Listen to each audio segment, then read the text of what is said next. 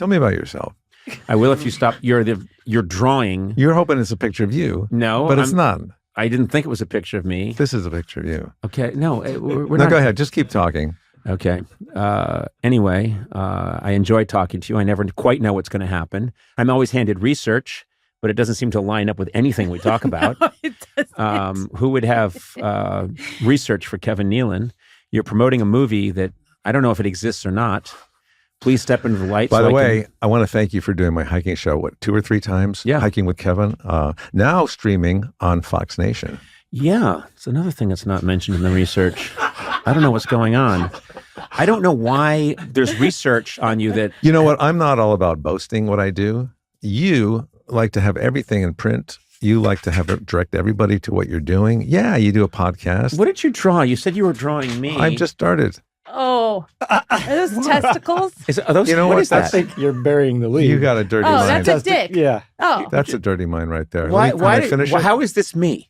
How is this me Well, in if you any let me way? finish it, can I finish it? I'd rather you not finish it. No, I'll make it bigger. Just give it to I'd me. like him to finish it. Okay. I'd like actually. to see it Yeah. through. I think that's a portrait of old prick-faced Johnson.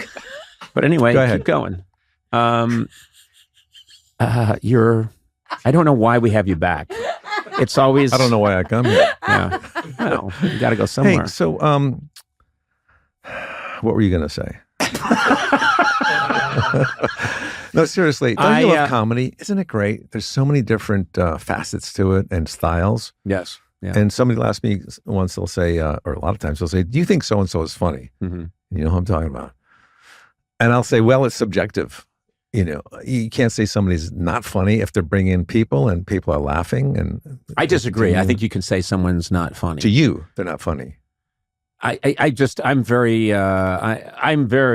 if I think someone's really not funny, I think they're unfunny the way, Yeah, you can say the that. way, water is a liquid and a solid is something you can put your hand on. So you're speaking for everybody. I think it's immutable when someone's really unfunny. And then I think there's a whole gray area, but there are some people that just know they're not funny and there's just nothing that can be done. So wouldn't it be nice if you would stand out in front of like a venue and people are coming in to see that person you don't think is funny and just warn them and say, you don't need to see this person. I wouldn't go in if I were you. It's a mistake. It's a waste of time. I wouldn't do this. I wouldn't go see this person. But don't you say it's like objective? Don't you think that? Because what Sona thinks is funny, which is apparently everything you say. Yeah, it's true. She's given you a lot of good chuckles too. So I wouldn't. No, I love she makes me I laugh love a lot. chuckling. Yeah. Yeah. We call And her she's- low bar movsesian. It's true. Sona, do you disagree with Conan about that statement? That no, I agree with him. That there are actually. some Of people course that you just do, because aren't you work funny. for him. I'm an easy laugher. But then I also, when I don't laugh, I think it stings even more probably, Yes. right? Yeah. Okay. When you're not laughing, you know you've really shit the bed. Yeah. Well, first of all, you're both wrong. Oh. Okay. It's subjective. Okay. It is subjective. Because I'll say if you're going by this guideline, like, no, this is not funny because, this and that, Yeah. but someone's laughing, you're pretty much telling them that they're idiots for Right. laughing at that. Yeah. I would say that to people if they were laughing Yeah. at the wrong thing. I'd say Yeah. you're a bunch of fools. What about drama? What are you doing?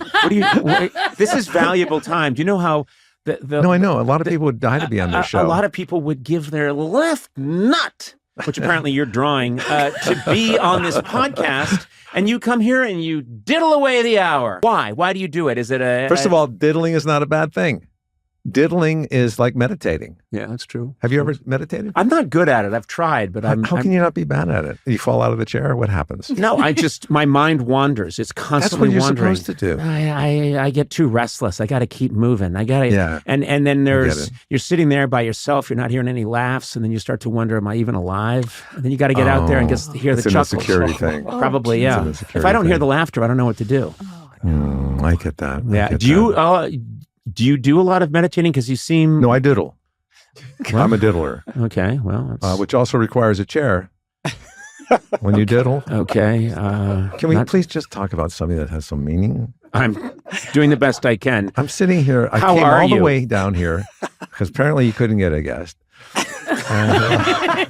We prize you as a guest. You know that you're beloved on this show, I think, and someone step in here, but I believe one or two of your appearances are some of the most loved on the entire podcast. That last one. Should we watch a clip? Jesus. Yeah, I don't know what to do. I'm scared. Yeah. When I'm saying, go ahead. Go ahead. No, your episodes always do great when you're here, and then the clips on YouTube and the clips on social media are some of our most popular for sure. I'll have to start watching the show.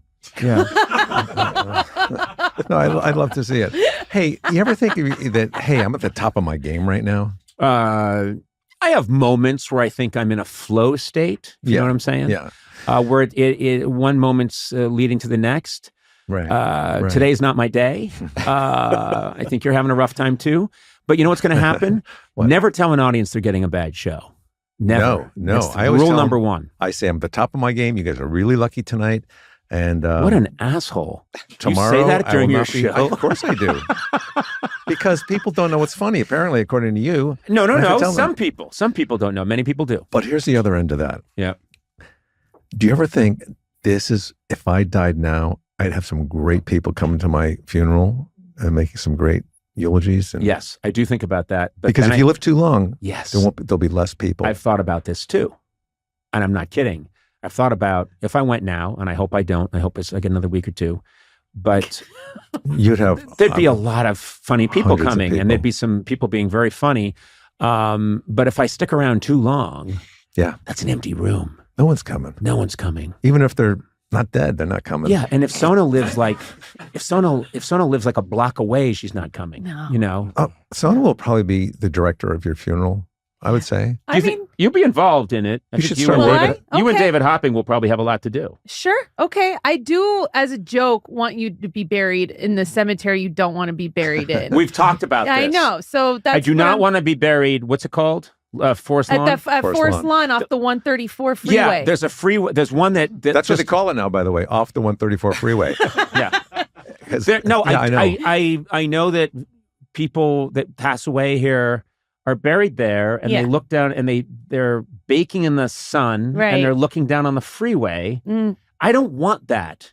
I want to be just left in a field, somewhere above ground. Yeah, above ground. Will you be buried with the headphones on? No, I'm not going to be buried with headphones on. I don't think podcasting has been my major contribution. I don't think that would mean that I saw myself as a podcaster. No, I see myself as an artist. So I would want. Would you wear a V-neck sweater at all? I would not. I would not wear it because when I start to decompose, you would. You're going to be in your casket in a V-neck sweater with no T-shirt. Why do people even wear clothes in a casket? Where are they going? Okay. Do you know what I mean? Yeah. Once that lid is closed, strip them down, send them on their way. I mean, when it's an open casket, yes, it's understood. But you're saying once the casket's about to be closed, they should get everyone out of the room and then get the suit and all the stuff off of them. Get the stuff off and donate it. Yeah, or keep it for yourself. That's a good. You know what? Of all the celebrity movements, I think that would be a very unusual one for you to lead the charge on: nude burials and donate the clothes and the watch and the ring. You've decided to be buried. That's your no. Still up in the air. No, I have a friend, Robin Flender, who wants to be used. He wants to be used as a dummy in like a horror movie, a throw dummy. And so when he dies, he wants to be in a scene where he's like thrown out of a 7th-story building and fall. And I think that's just genius because he's a director. He's a really funny guy, and he wants that. He really wants that. And would he get his SAG insurance for that? Yes, and he get a payment. I'm sure there's some kind of residuals. But he wants to be a throw dummy in a movie that gets tossed off a building, and I think that's a great idea. Would it be like a Mission Impossible or a horror movie? Something like that, where someone's like, the actor's pushed, and then you cut away to the body falling, and that's my friend Rodman falling through space, and then hits the ground, and then cut to a close-up of the actor lying there. Do you go on Instagram? Is this vodka or is it water? Clearly it's vodka, because you're not making a lot of sense. No one follows a conversational thread like you. No. Listen. Do you think it's a cyst in your mind? What do you think it is? I do actually have a sebaceous. No, it's not a sebaceous cyst. It's a. What's it called? It's called a. Can I come back tomorrow? It's called a. Anyway, it's kind of a tumor. That's terrible. I'm sorry. No, it's not. It's not. It's not a tumor. It's Remember not a that? tumor. Yeah. It's for some reason I can't think of the name of it. Anyway, well, it's probably blocking that part of your brain, which is why you can't think of it. What's the name of that flower with the thorns on it? The rose? That's right. Hey, Rose, what was the name of the tumor that I had? All right. You're such an idiot. That's an old joke. You're such an idiot. No, that's an old joke. No. But listen, Such a- so what you're I was going to such- say, if I may have a moment, may I have a You're moment? such an idiot. May I have a My moment? eye is resting on the microphone. It looks like you're a scientist looking at the microscope. I'm looking for intelligent life in this podcast, and I see nothing. The name was right on the tip of my tongue. Now it's up on the roof of my mouth. Okay. Now it's moving back to the molar. So, Hey, do you have ever a watch child's those- joke book with you? Is it hidden? My name is Kevin Nealon, and I feel absolutely duped about being Conan O'Brien's friend. It's a terrible thing to say. Do you know what the word dupe means? Yeah, I'm quite familiar with the word duped. I'm feeling duped You hear myself that a right lot? now. Yeah, I do hear that a lot. Yeah. People, when they bring up Kevin Nealon, say, how are you duped into All right, being come chums on. with that guy? Let me tell you something. We're up on the wrong foot already. At least last time it took us a while to get to this point. I respect you. I revere you. You're easily one of the funniest people I've ever known. I met you back in 1988. First of all, do you like to be referred to as Conan or Team Coco or Coco? I mean, how many names? Do you have licenses for all those? I do. They're all licensed. Conan, the name Conan, I licensed in 1967. What about COB?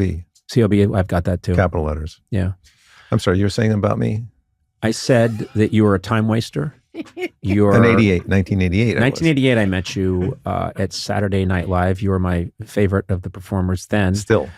Then, subsequent work has proven to be a bit of a disappointment.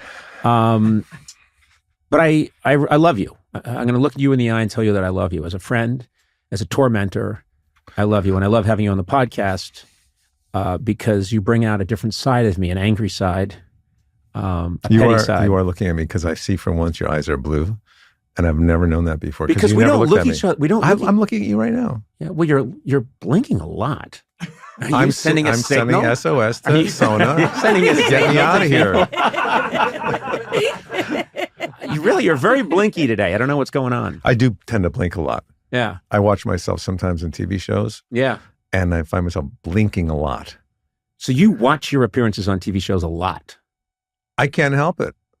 They're I that can't good. help it. I'm They're that good. They're that good. I am good, actually, except for the blinking. You, so listen to me. Yeah.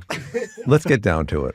You know what? I've been hoping we would get down to it, and this is the time to do it. Let me just tell you something about how you've kind of come into my life a lot unexpectedly and not.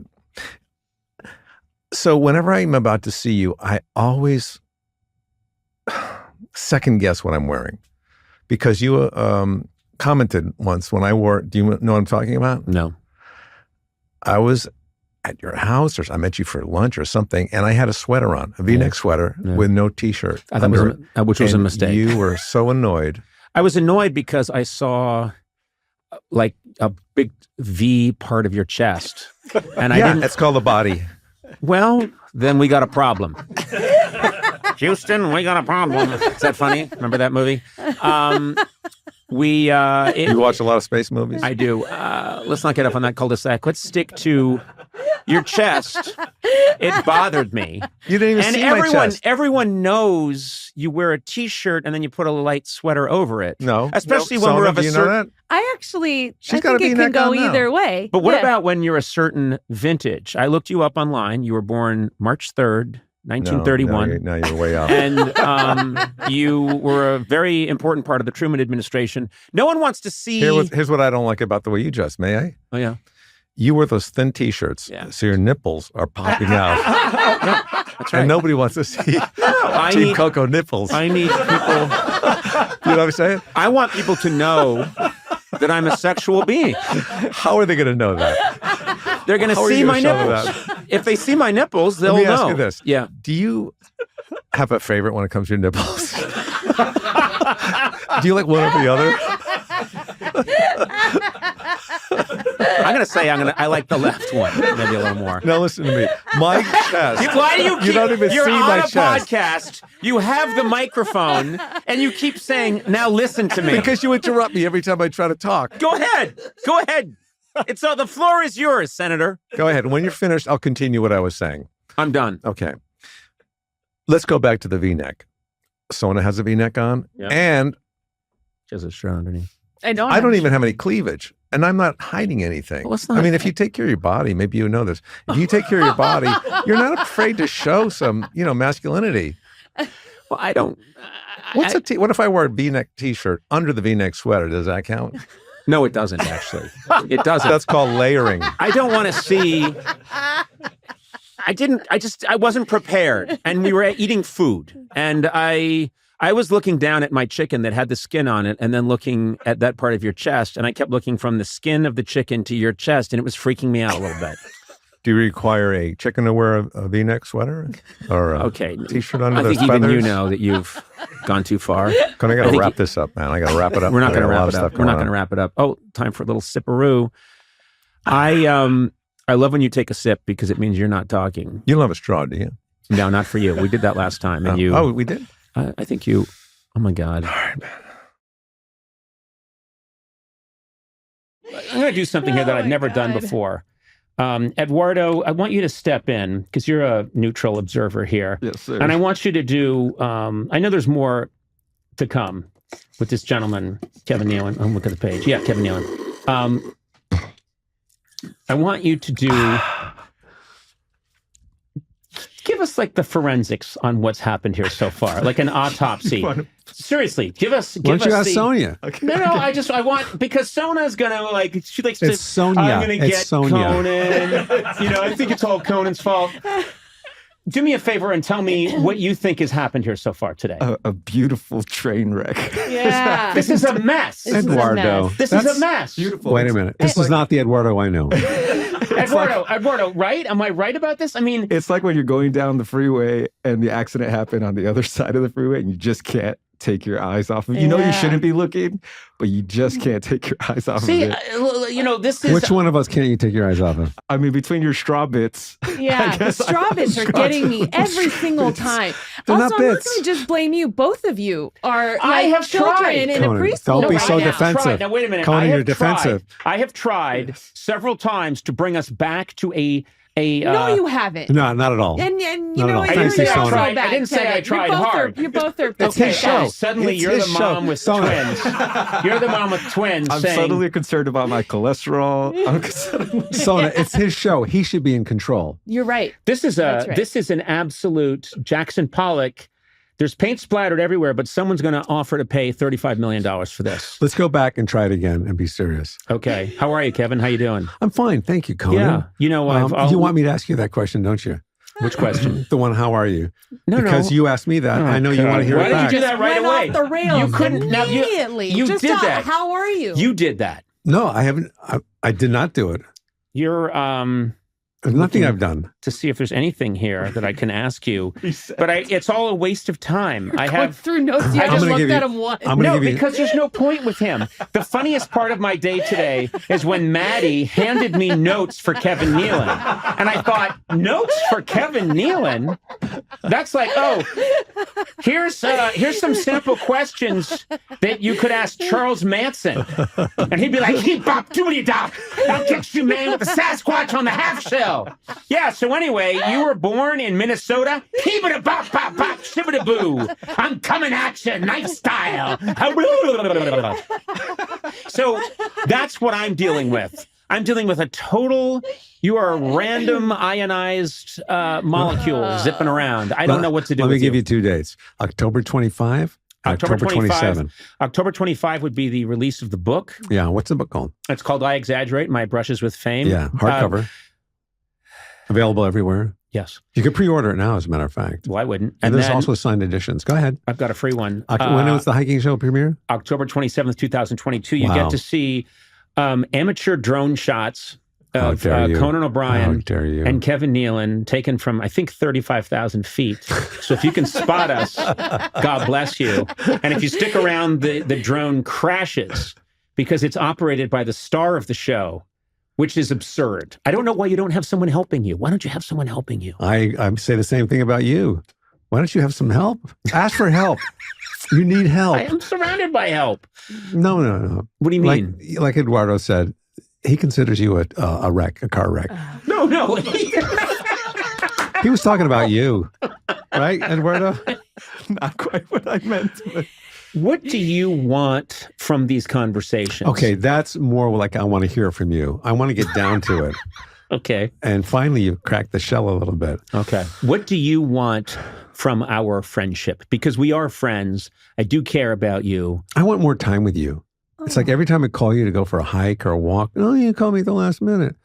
Well, but you have to admit, you do contact me as you're walking past my house. Why not even give me a half hour's head notice or the night before? Because I'm spontaneous. That's how life is. You live in the moment. If you're living in the moment, you can't plan ahead. Mm-hmm. Mm-hmm. Oh, how do you make restaurant reservations? Have somebody else do it for me.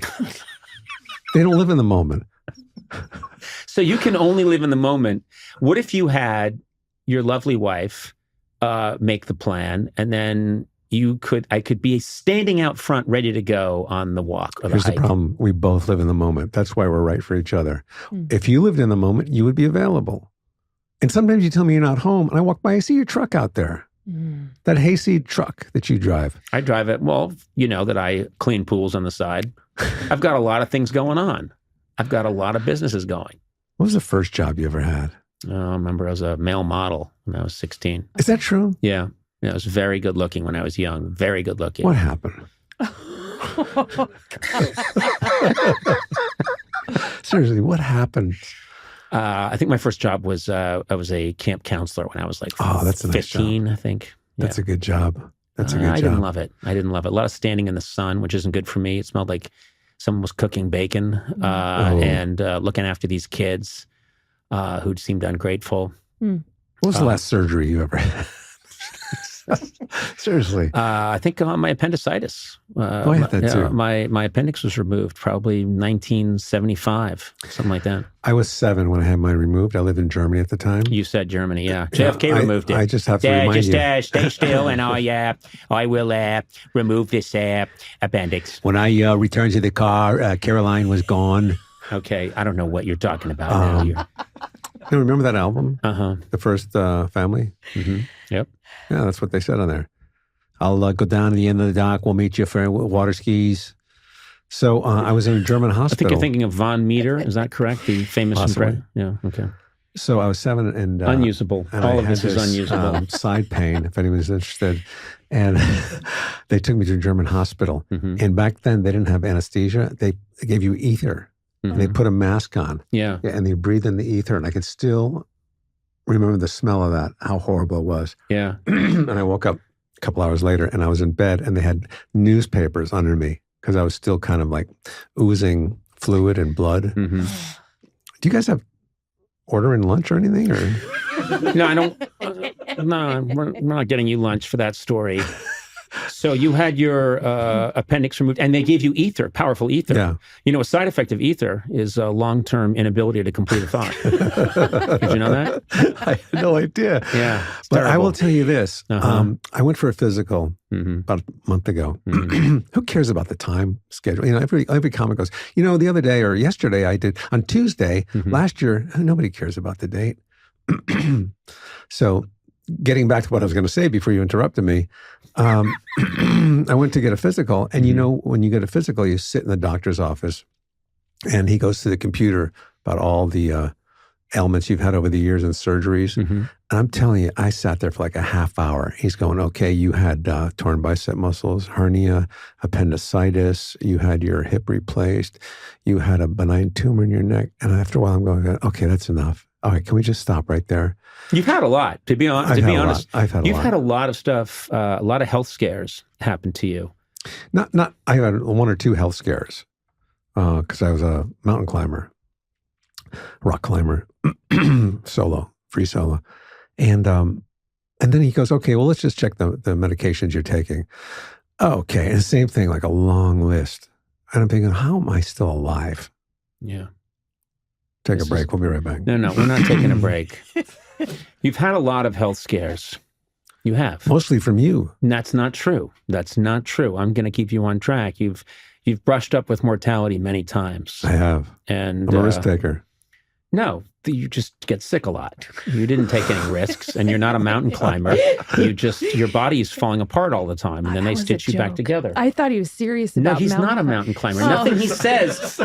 Eduardo, did you know that he was lying? Oh, I thought he was a mountain climber. No, you're not a fucking mountain climber. Why do you expose me like this? Why do you expose me and embarrass me? Because people are listening to this, and I think of myself as a journalist, someone who's here to get the truth. Does anybody else think of you as a journalist? Not yet, but in time, when I go to journalism school, you don't need to refer to the notes. I'm going to tear up these notes because it's ridiculous. Save those for John Lovitz. Jealous? Acting. Do you keep up with Lovitz? Not really. He did call me a couple months ago because we hadn't talked to him. Hey, just calling you to say hi. Oh, that's good. Oh, that was Schneider. That was Rob Schneider you did, yeah. I don't do impressions, really. So Lovitz called you as Schneider?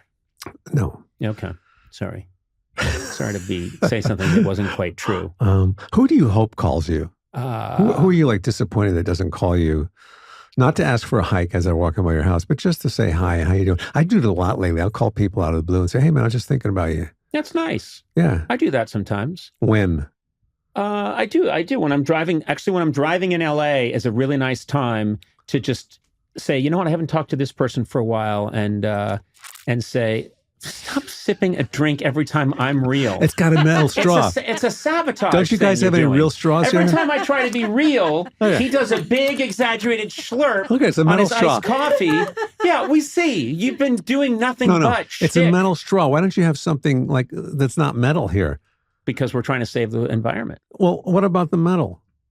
The metal can always be melted down later on and used to make a bullet. So don't worry about it. What happens when they melt the metal? It goes into the air, the toxicity. I don't know what you're talking about. And you know what? Frankly, you don't know what you're talking about. When was the last time you wore a tux?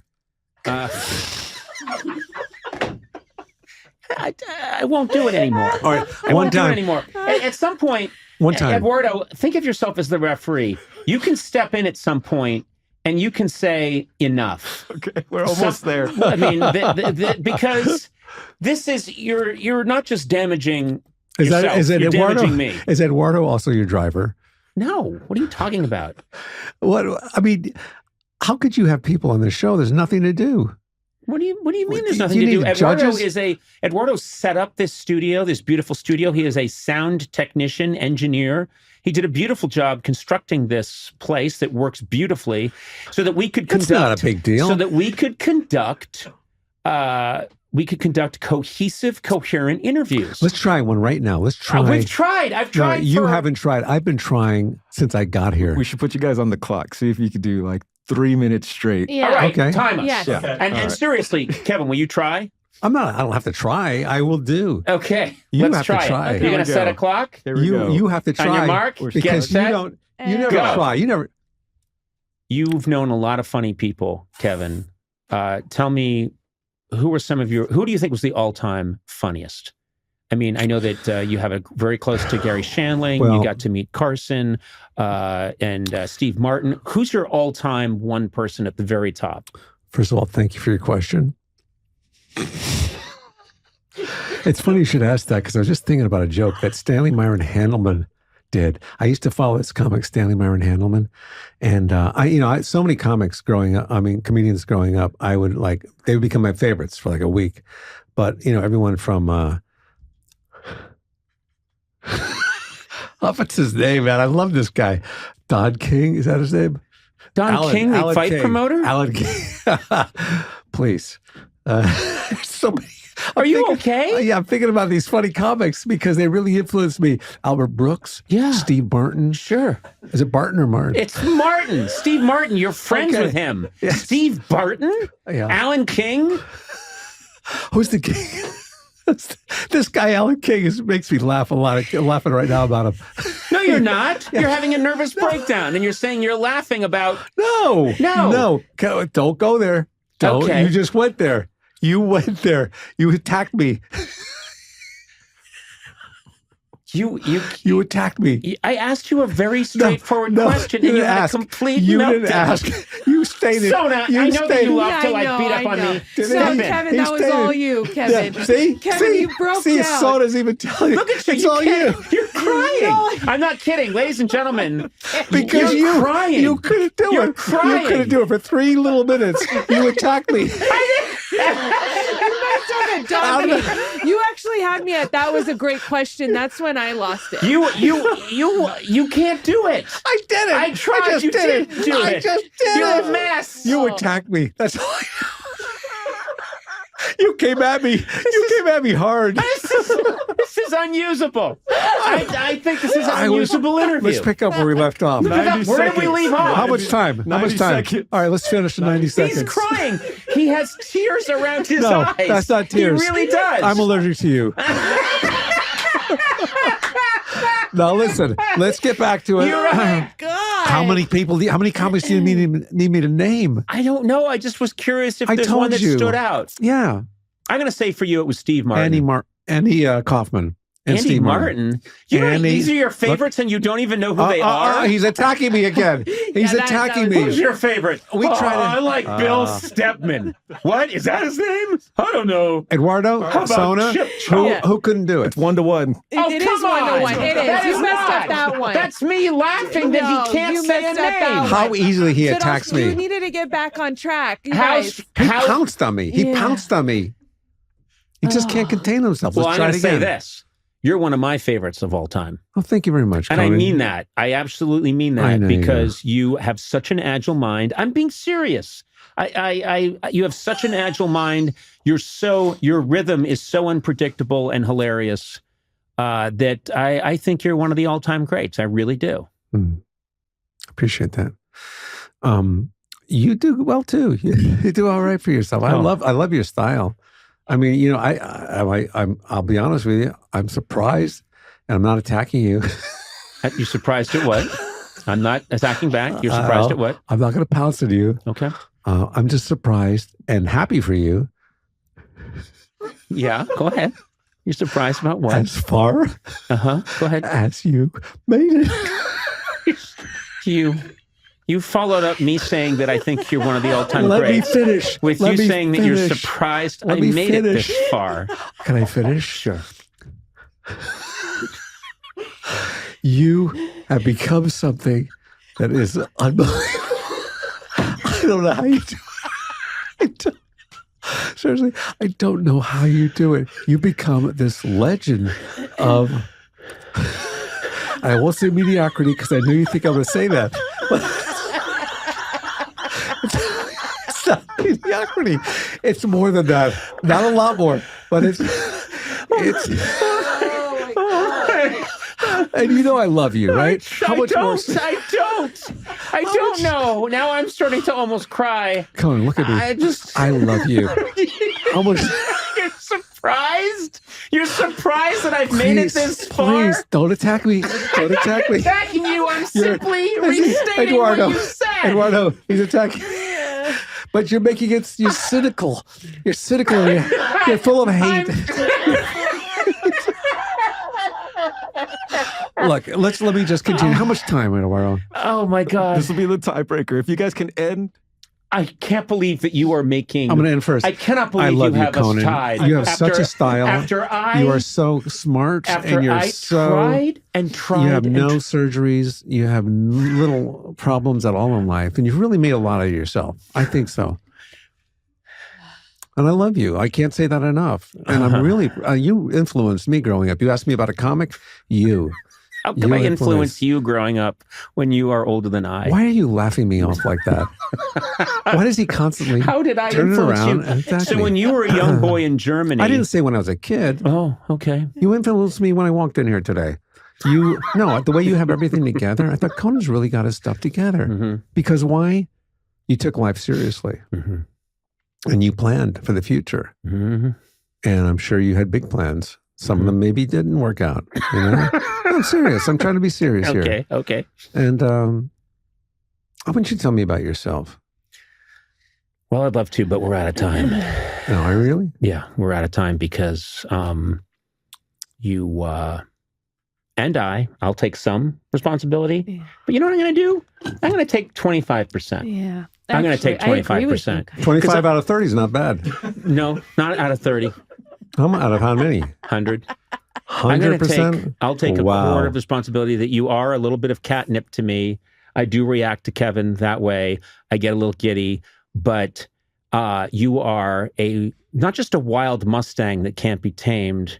You're a Mustang that's been drugged, caffeinated, and had a rocket shoved up its ass. And then 2 out of those 3 are correct. Caffeinated? I don't know about caffeinated. But I'm going to ask everyone who listened to this entire... First of all, I think there's got to be a prize for anyone that listened to the whole thing. Mm-hmm. I don't know what it is yet. Why would you say that? Because you cannot, even on the outro, you cannot be serious and thankful. Oh, I'm being quite serious. I think there should be some kind of, maybe even a cash prize for anyone who can prove... God, Kevin, that they've listened to the whole thing. Oh, then why do you do that in the middle of a sentence? And then... And if anyone sees a continuity here that I don't see, or a thread that I don't see, I'd love to hear about it. That is your fault. You are the captain of the ship. Why do you let things get out of control? Said the torpedo. You're the torpedo yelling at the captain. Yeah, but a torpedo makes changes. You're a captain who doesn't make changes, and that's the problem. You're going off course.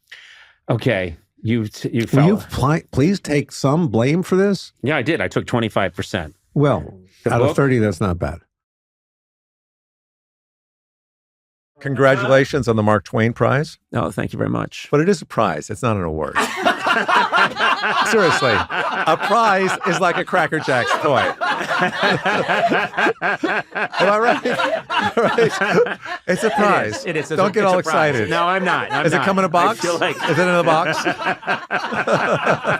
I feel like I'm like a prize pig with a little ribbon. Yeah. I appreciate that. At first you think it's a Mark Twain award. You go, you're going to receive a Mark Twain prize. Oh. Just dig through this Cracker Jack box. I was the honorary mayor. Where? Pacific Palisades. Oh, God. Okay, well, that's... Way to bring it down, man. You asked me where. What? That's my fault? I specifically... That's my fault? You said I was the mayor? Honorary, I said. That's ridiculous. Honorary mayor. Honorary. That's ridiculous. That's like, I was in Dallas. Oh, yeah, when? When Kennedy was shot! Why would you bring that up? Don't yell. I listen to you in the car, and you yell a lot. I have to lower it. He does. Yeah. You do. If you're going to yell... But did you see what he did? He said, I was the mayor. Yeah. And I said, oh, cool, where? And then he brings up a place where there was a terrible tragedy. I said I was the honorary mayor. Why would you even want to follow that up with anything? Look at me. Look at me. I'm looking at you. You're the worst. Seriously, person. why would you open that can of worms? I guess it's my fault. Well, yeah. Do you think when you asked me that, you knew where I used to live? Yeah. You know where I live now? No, I didn't know that that's where you were the honorary mayor. I'm sorry, I didn't know that. Well, another opportunity for you to expose my life and my personal life and where I lived. Okay, well... but seriously. Are you okay? Is everyone all right? Did your place... I was okay until I got here today. Okay, all right. But you just undermine me so much. I don't think I do. Let's say this was our last life, our last moment. I think this might be, yeah. We had a good run, man. Well, I worked hard. You got lucky, and I think you believe that too, and I think you're right. I think you're right. I think we both had a lot of luck. But you think I had a crazy amount of luck, and I think you opened yourself up to luck, and boy, did you get it. No, don't you think that's right, though? I think we both are unseemingly people that would be make a living. This is proof. This is proof. This podcast, I think, is proof that we are both incredibly lucky people, that we've managed to scratch out livings in this business. And then this conversation is the height of our... You know what's crazy? What's that, pal? What is it? Give me something I can work with. You call people pal more or bud? Buddy. I'm more of a pal guy. Hey, You're pal. a pal. Hey, pal. Yeah. It's an East Coast thing. Yeah. Just keep I'm just trying to remember the name of that tumor that I had. Do you really have something in your? Because I know you have a lot of medical maladies. You brought it up in the past. I have nothing. Well, I saw you once, and you said my shoulder like fell off. You were walking along, and your shoulder fell off, and then you had. I said I fell off the shoulder of the road. That's not true. It is true. Play it back. Okay, No, let's go back to the question. If this was our last day on the planet, we would open up to each other, right? No, I doubt Would it. you cry then? No, I don't think so. What would make you cry? I don't know. I'm still thinking about Me staying here another minute? I think 30 seconds would do it. You've never seen a movie that made you cry? I have, yeah. I have. So you lied to us all. Yeah. No. I didn't say I never cried. I just don't cry often. That's all. You're not a big crier. crier. I wish I cried more. I think I'd be a help, but I don't think I said I've never cried in my life. That would be a sociopath. Yeah. Did you cry when you were younger a lot? No, I remember, this is a true story. I was in the gym. I was wrestling a kid. We both fell backwards. I put my arm out to stop it, and my elbow bent the wrong way, and I couldn't move it, and I was in an incredible amount of pain. And the nurse at the Driscoll School called my mother and said,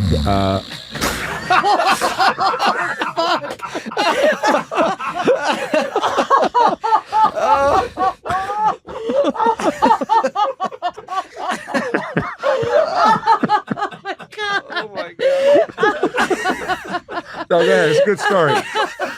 Finish it up. I'm going to go get a glass of water. I'm going to cry now. Oh my God. Well, you said Mrs. Driscoll, or the nurse. I thought this is going nowhere. Yeah, and then my nurse comes in and she says, "Oh, looks like you bent it backwards. See, that's what you do." And I said, "No, I didn't bend it backwards. You're the nurse."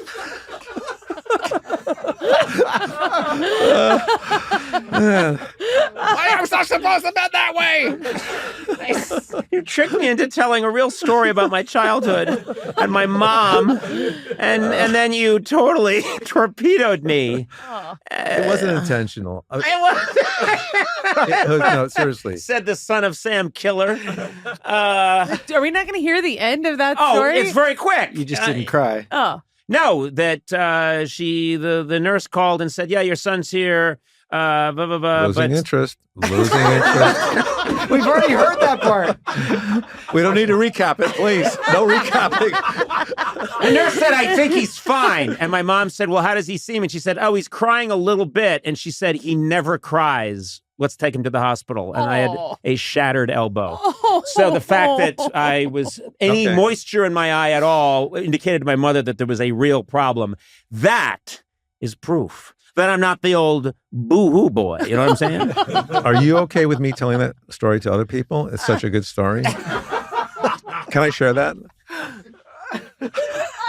What are you drinking? Is that coffee? This is tea. I'm having a little tea, a little iced tea. Do you have a cold? Nope, I do not have a cold. These are good questions, though.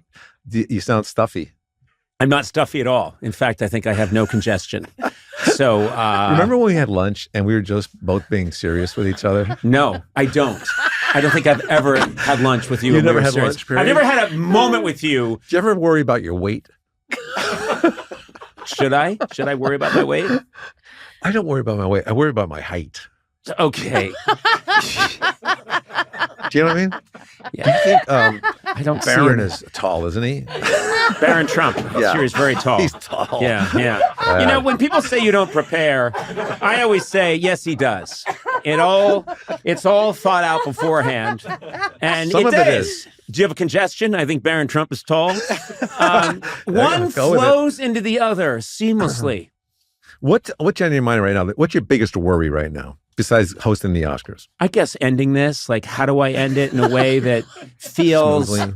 Yeah, it feels like we're still friends afterwards. That's gonna be tough. But it's still a professional ending. Yeah, to the, I get it. I get what you're saying. I understand that. Yeah, the dismount is the hardest part with a Kevin Nealon You ever podcast. do gymnastics? Can you do a somersault? Let's start with that. I cannot. No, I cannot. Never you could. never done one? Never could do a somersault. Really? No. Could you do a somersault? Well, yeah. Oh, no. Oh, a somersault. I thought you meant like you cartwheel. Yeah. No, yeah, a somersault. Yeah, I could do a somersault. Yeah. I see people backflipping off of a dock. Mm-hmm. I think I could try that. Because what's the worst that can happen? Oh, Yeah, well. land on the dock? No, you land in the water somehow. Mm-hmm. You ever think about that? Nope, never. Maybe that'll give you something to think about in the future. Yeah, I don't think so. I think we're done with that one. I think there's no more meat left on that bone. Give me a bone with a lot of meat on it, and let's talk. No, And then you can edit all the other stuff out. no. We're keeping it all because I'm going to use this when we go see your neurologist. And Urologist? No, neurologist. That's not where the tumor is. God, I'm gonna be driving home and I'm gonna think of the name of that. It's a benign it's not threatening at all. It's a cyst. No, I said it's a tumor. A cyst is like a hard nodule that's Okay. All right. I'm not a doctor, but Okay. No. it's a God, you know what? If you had a good crew, they would have looked it up already. You know? Jeez, they're just benign sitting there tumor? with their mouths a gape. It's a gape. What's the last new word that you learned? Seriously. Sona, do And do you something. use I it? don't know. Conan, I don't. did you ever wake up and say, here's the word I'm going to use today? I'm going to try and use it like 5 times. Okay. I do something. Meningioma? Meningioma. What? Meningioma. Okay. They call it a tumor, but it's really just It's just a little. about the size the of town in Italy. They have a great. I feel like I've lost you. You lost me a while ago. I feel like you're just depleted. You're not at the top of your game anymore. No. You've. Who's the guest here? Is it you or me? I don't know. You've asked most of the questions. Because I can't get anything out of you. How can I? Anyone? Does anyone have an idea? Just please end this. Okay. Kevin, you know I love you. So this could be our last day on the planet. What? No. You never know. Yeah, I do know. There's going to be a tomorrow. There's always tomorrow. Let's wrap it up with something that really is, thoughtful Okay. and meaningful. Okay. I'm excited for you. I really am excited for you. Okay. And there's nothing, there's no underlining, thought here or. No, I can because assure you. I can assure you there is not. I can assure you I through think hard experience there is nothing. You've lost trust in me as a person Yes. that can connect. And, Yeah. I'm not sure I had it ever. But I do. Well, I don't. Your mind fascinates me. It always has. it's moving. It moves. Sure. You're done fighting. You're not even fighting anymore. You don't think like anyone else. And I've always admired your integrity as a comedian. And I think you have a unique style. You've stuck to your guns. And that's the problem. that's not I the need to problem. change guns. No. There's But no let me. problem. I was talking about you for a minute. I think that you are. I tried to end it right there. You saw. You want to go out on a laugh, first of all. No, I don't. I'm secure enough to not go out on a laugh, and we can just add one later. I can take a laugh from the old Lucy show and add it. I You should really, get I closer really to the- do. I do appreciate you, and I think That's people, funny that you backed away from the mic when you started to say something nice. So far that our mics can't even. so talented, and I think the one thing I like is that you always people love you. Do you know the most watched hike I do, hiking with Kevin on YouTube, is Conan O'Brien. Oh, My son told me that. that's cool. That's Don't good to know. mention And you his have Tom Hanks on that. You have all Tom the stars. Hanks, Jack Black, Paul Rudd, Yeah. you. Yeah. I mean, Molly Shannon. Yeah. But you are so famous. And I think about this a lot. When I go places, I don't get recognized. I think Conan would get recognized here. But you can go to Finland. You can go to China probably, and they know who you are. Yeah, maybe. Is that Yeah. hard to be that popular for no reason? It was so close. No, let's backtrack. We're done. No, I'm We're serious. done here. We're done. Hey, Kevin, best of luck with your movie. So close. Come See Me in the Good Light, starring Strude Aben and Lieben Haben, Hiking executive with producer. Kevin on Fox Nation. And also Kevin on Fox Nation. Yeah. Hiking with Kevin is Nation. on Fox Nation. I don't know why I keep having you back, but people do. I don't either. People do Oh, love it. Why do I keep coming People do back? love it. This. We'll see. We'll see. We'll look at the numbers after this one. But God love you, Kevin. I love you. And just cover up next time we go out. Okay. All right. I'll wear a turtleneck. All right. Peace out. You have the most upscale podcast studio. I mean, these cameras on the wall. Yeah. You got a two-way mirror over there. Who knows who's behind that? Whom or whose? It's a jury of your peers sitting behind that. You ever do jury duty? I've tried, but they always ask me to leave. Really? Yeah. And what if you're the defendant and you leave? No, if you're the defendant, you have to stay. That's kind of another bit with the straw. We call these bits. Have you done jury duty? No, I've tried many times. Yeah, they don't like it when a known person is on the jury. Sometimes they think it's distracting. So you did jury or no? I tried Right. several times in New York and L.A. I heard it's fun. Sona, It is you've done so jury much duty fun. and It's you my really like favorite. it. I love it. Isn't I've it been on a jury twice. Really? Yeah, once was a hung jury. The second one was guilty, and it's fun. You get an hour and a half for lunch. You could leave at 4:30. Get there at 10:30. This is what they had in mind when they set up our judicial system. Was Sona's comfort and snack schedule. I ran into a cop once and I said, is it true if you get a ticket and you don't pay, you say you want to go to court, the cops usually don't show up, especially on a holiday or close to a holiday. Mm-hmm. So when you got that DUI last time, you should have kept that in mind. What happened there? You just had a mental, I think a synapse snapped right there. This is audible. Next time that happens, you should keep that in mind. Next time that happens, just keep it in mind. Do you always make fun of people's, inadequacies? I am now. You're falling apart. You're an ATM on the fritz. What's happening, Kevin? Are you having a rough day? I was driving over here and I think, I can't wait to see Conan. Mm-hmm. I've changed my mind about that. I really have. Why is it that every time we come on here, it's just back and forth? Yeah. Why can't we just be It's real? like a marriage. No. Yeah.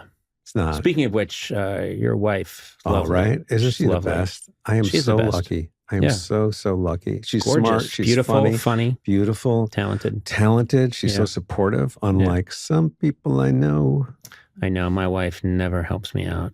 Oh. Always. Oh, is that what we were talking about? No. We both married well. You got to admit, we both did very well. We married, what do we call it? Up? We married up. Up, yeah. We both married up. Yeah. We're two guys that no one would probably want to hang out with for very long. I'm sorry. I'm including myself. Do you think you're insecure, basically? I'm serious right now. Do you think you're insecure? How do I know you're being serious? You're a shapeshifter. I'm not stuttering. Wow. Oh. That's a good tell. Basically insecure. I think I have been in my life. I think less so now than I was maybe earlier in my life. You ever watch a Daredevil on the Disney Plus? I don't. You're the worst therapist. Wait a minute. Let's see where I'm going here. Yeah. Ask Do you me know why. Let's see where Ask you're me going. why. I haven't seen the Daredevil on Disney Plus. It's just called Daredevil. Okay, sorry. I haven't seen Daredevil on Disney Plus. That's like saying the Superman. Yeah, or the Batman. Oh, wait, that's what That they is call the Batman. Because they ran out of titles. Anyway. And let me tell you why I asked you about the Daredevil. I just started watching it. My son got me kind of hooked on it. It's just Daredevil. Daredevil, the TV show, is about a guy who was blinded as a child, but he has all the other senses are like increased, super senses. That's why when you asked me, what was it? What just happened? Anyway, my sense, he's able to tell if somebody is nervous or scared just by listening. Yes. He can hear the heart rate. Yeah. And that's what I did before, whenever it was you said what it was to me. Well, this is a total disaster. You terrible.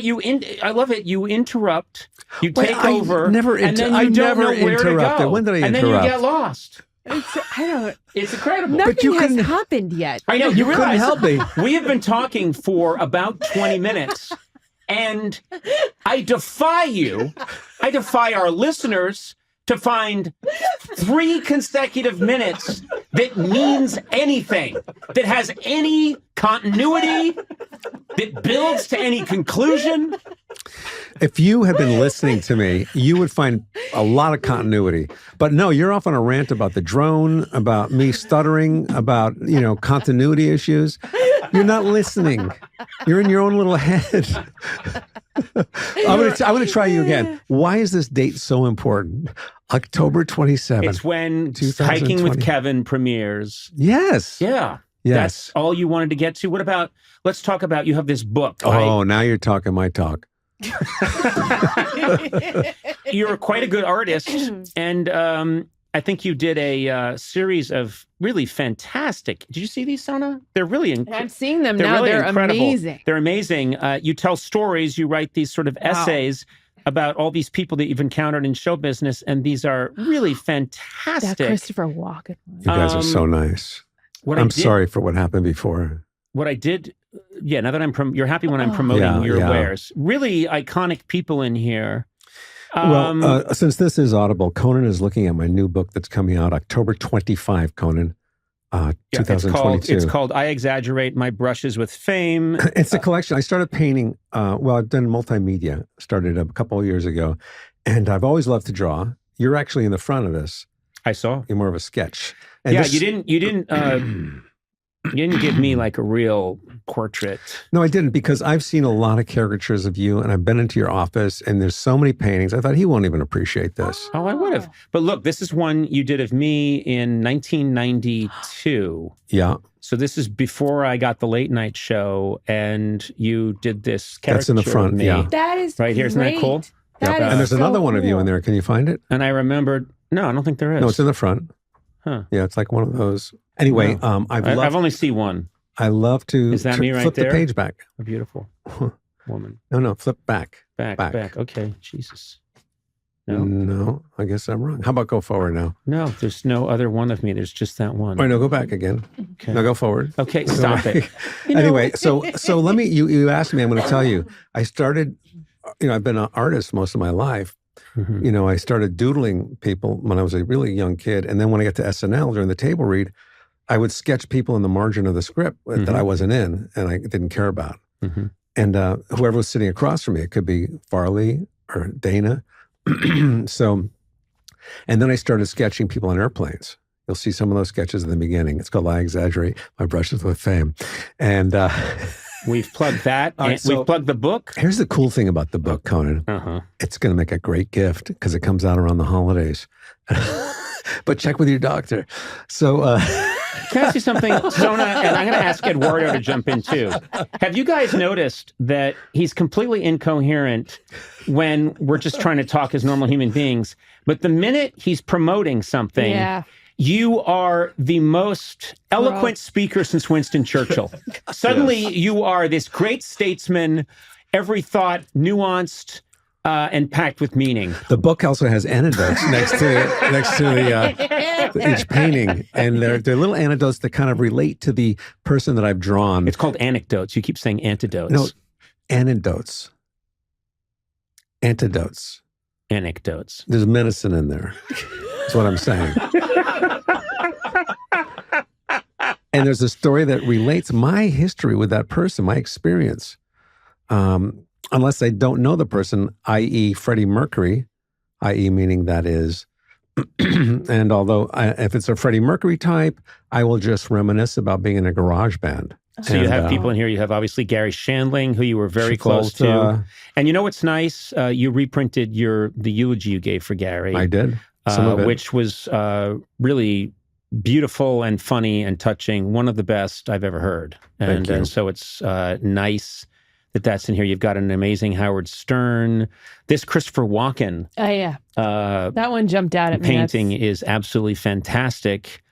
He looks like a feral owl. Mm-hmm. But he looks like a troll doll almost. Yeah. You've got Schwarzenegger, who, of course, you worked with back in the day with Hans and Franz. Yes, my friend. That is correct. We wrote the Hans and Franz movie. It was a musical. Yes. I'm just reminding you of that. There are people who want to see that script. People are asking for a table read. No, I know. We can't figure out who owns it. Did you know that? We've actually looked into it because Robert Smigel, myself, Dana, and Kevin in 1992 wrote a Hans and Franz musical with Arnold Schwarzenegger in it, and then it didn't get greenlit. And soon after that, I was off to host the late night show. But that's where I know you from. Incredible. I was kicking myself saying, where do I know this guy from? He looks so familiar. You're right. So it was a musical, but also you're forgetting to say that Arnold Schwarzenegger was going to co-produce it and star in it as well. Yeah. And then it never was made. And some people now are saying they want the table read for the Hans and Franz musical. I have no memory. I remember us, I think, being on some lot, writing it together. You kept coming in, and at the time you were only drinking health shakes. I think you came in every day and you spent a lot of time mixing powders in a giant like baby bottle. Really? And then you would sip out of them, and you wore a tracksuit. And that's when I was training for the Olympics. That's right. Yeah. And I never had a tracksuit in my life. you did. You wore a tracksuit. I remember you were lying on the couch with your shorts on, or maybe they were briefs, and you had no shirt on. And I sketched you. I sketched you. It's true. It's true. And I remember this, I was wearing the locket that Kate Winslet has in Titanic. I remember that really well. That is true as well. Remember? And then we wanted to put it in a safe. And then you and I went running through the ship together. Oh, yeah. While an Irish music played. There has been a call for us to do a table read for the Hans and Franz musical. I hope that happens someday, but I understand no one can figure out. I don't know if anyone has a copy. Who cares who owns it? I think you have to get their permission or something. I don't know. We're not making money from it, are we? Yeah. Well, I would insist that we try and make at least a couple hundred thou. You're all about cash, aren't you? I need cash badly. I made some bets with some bad people. I'm very comfortable where I am in life. My wife is from old crypto. So, I don't really have to worry about it. You're such an ass. Have you ever been scrolling on Instagram and you come across these posts that are people dying? No, I haven't seen those at all. What are you talking about? What's up with your algorithm? No. Yeah. What are you talking about? Is that why I keep getting those? Yeah. You must have chosen something similar to that to get that. Oh my God, that's embarrassing. I am not on Instagram. I'm not on Instagram. I gotta go through. You're not on Instagram? I'm not on Instagram. Snuff films on Instagram. So this is, what is it? I mean, people dying. Do people take videotape of people in their last moments? It's some sick, person who happens to have those cameras on the freeway or whatever, and a guy hitting a truck and flying out of the... that's called Faces of Death, I think. Well, it's like that. Yeah, it's someone who's trying to get across the train tracks just in time, but the train hits them and there's a camera. Or they're pushed, And then there was this one I just saw yesterday. I watched it like 10 times. It is a guy with one of those suits that jumps off the cliff. A squirrel suit? A squirrel suit. And he's going far. Yeah. And he's fast. And he goes right by the camera and then down in the canyon and smack right into a wall. And this is a real person. Yeah. So, and you watch these and now the algorithm knows this is what you want. So you're going to keep getting these. You're going to keep getting people dying. Yeah. And you know what? I got rid of my squirrel suit right after seeing it. Okay. I did. Seriously, man. Right. And I wasn't going off high cliffs. I was like going off the couch and stuff. All right. Well, that guy, unbelievable. Nutty. Take a break. We'll be right back. Unbelievable. No. You watched it 10 times? I don't know how many times it was because I couldn't believe it. Another one was these people up on, I hate the cliffs. Anything high up on a cliff. Yeah. Somehow it lands in front of me. At this guy and this woman, the woman jumps off like she's free falling and she's going to pull her chute, but she kept falling and falling. And then the two guys look at each other on top, shake their head, and they look over the cliff and she's gone. No squirrel suit, nothing. Wait, so she jumped off. Why did she jump off with nothing? I don't know. It was like, maybe she thought there was a bungee cord or something attached to her. Some of these might be fake too. You should look out for that. Yeah. Oh. Also, sorry. I'm sorry. Sorry to bring the bad news. Also, can I point out the thing that sticks to me in that story is you say woman jumps off a cliff, two friends are watching her fall, and then they just look at each other and shake their head. That's the reaction you give when you want almond butter. You open the refrigerator. There's peanut butter, but no almond butter. Shake your head and shut the door. Yeah. That is not an accurate reaction. I think you're one of the two guys because that's the reaction you would have. Like, no, didn't happen. I don't like any of this. I don't want to watch someone die. If I want to see someone die, I'll check out your set at the Laugh Factory. We'll take a break. We're right back. Wait a second. Zim zam zoom. A zim zam zang. A zim zam zoom. Let's back up. Let's back up to something when you're finished with your silly, childish. I'm sorry. Look at me. Bits you're doing. I guess I'm the only guy Conan, that says look at me. I know your style. What's that? I know exactly Let's what hear a you little do. bit about my style. I've been listening to you lately. Lately? Since I stopped We've listening been friends to the since news. 1988. No, but I think there's something to you now.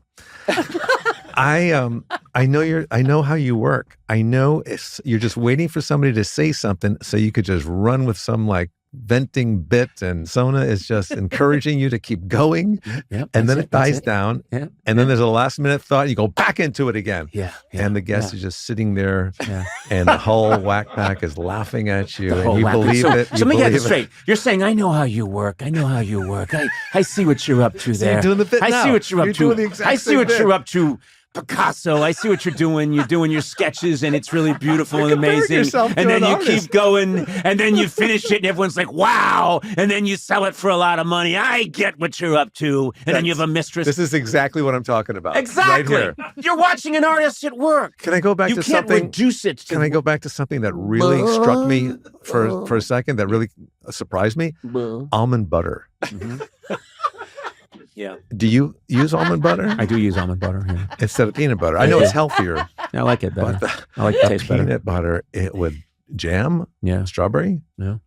My wife always complains that I leave jam everywhere. It's on the handle to the refrigerator. It's Yeah. on the steering wheel of the car. Yeah. Because it's tough to get off the strawberry jam. You know, some people have accused you in the past of taking when the conversation's really on fire and On fire? and I'm like really Where does killing that it. That you stop it and then take us into a less productive world just to punish me, which would be sometimes I get a little bit of jam, and Starting sometimes with I the leave bit it on the again. handle. Here comes the bit. And three within 2 minutes. and, 3 bits running with it. My wife doesn't like it so much because there's a little bit of There jam you go. around. Is the energy sufficiently lowered in the room now?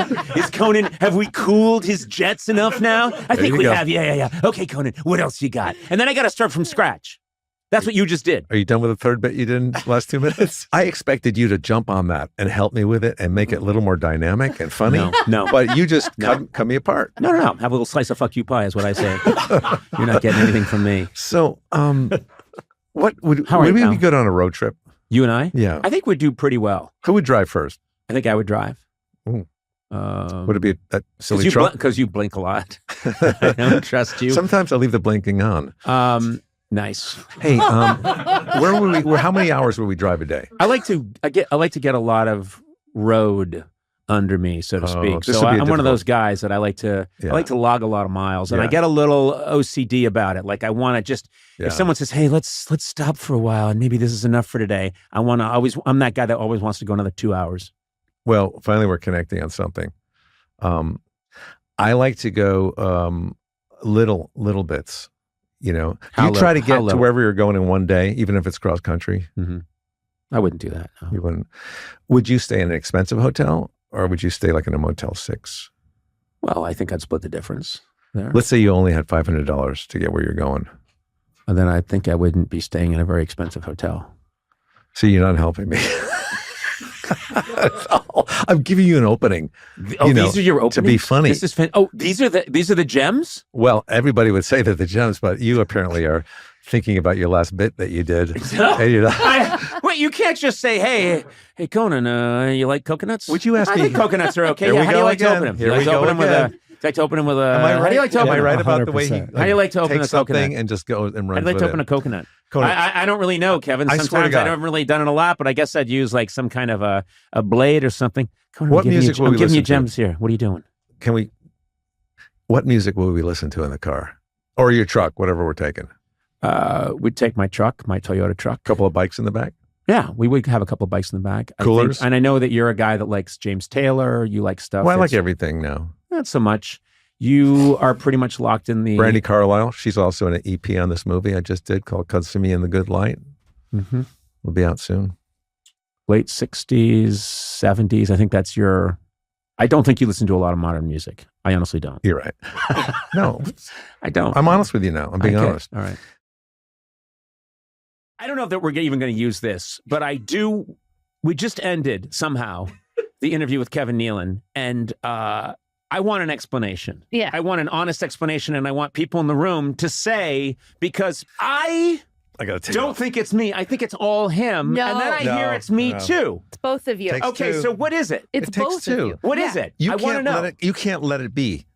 I say something, and then you But immediately. neither can you. Neither of you can. So Well, it's because just he gets it spirals. wrong. He gets it wrong, and I have to correct him. Yeah. The bigger concern here is that you were able to finally end that podcast, and now you started it up again. Yeah, but I can't let it. I want to you? know. He I has want to trouble know what finishing. happens. Do you really think you're completely not to blame at all about this? I don't want to say blame because that's negative, but I want to know who the guilty party is. What happened with the dismount? You talked about a dismount and a I good try dismount. with you, and it's him. I can do But it. you get right don't back try. on.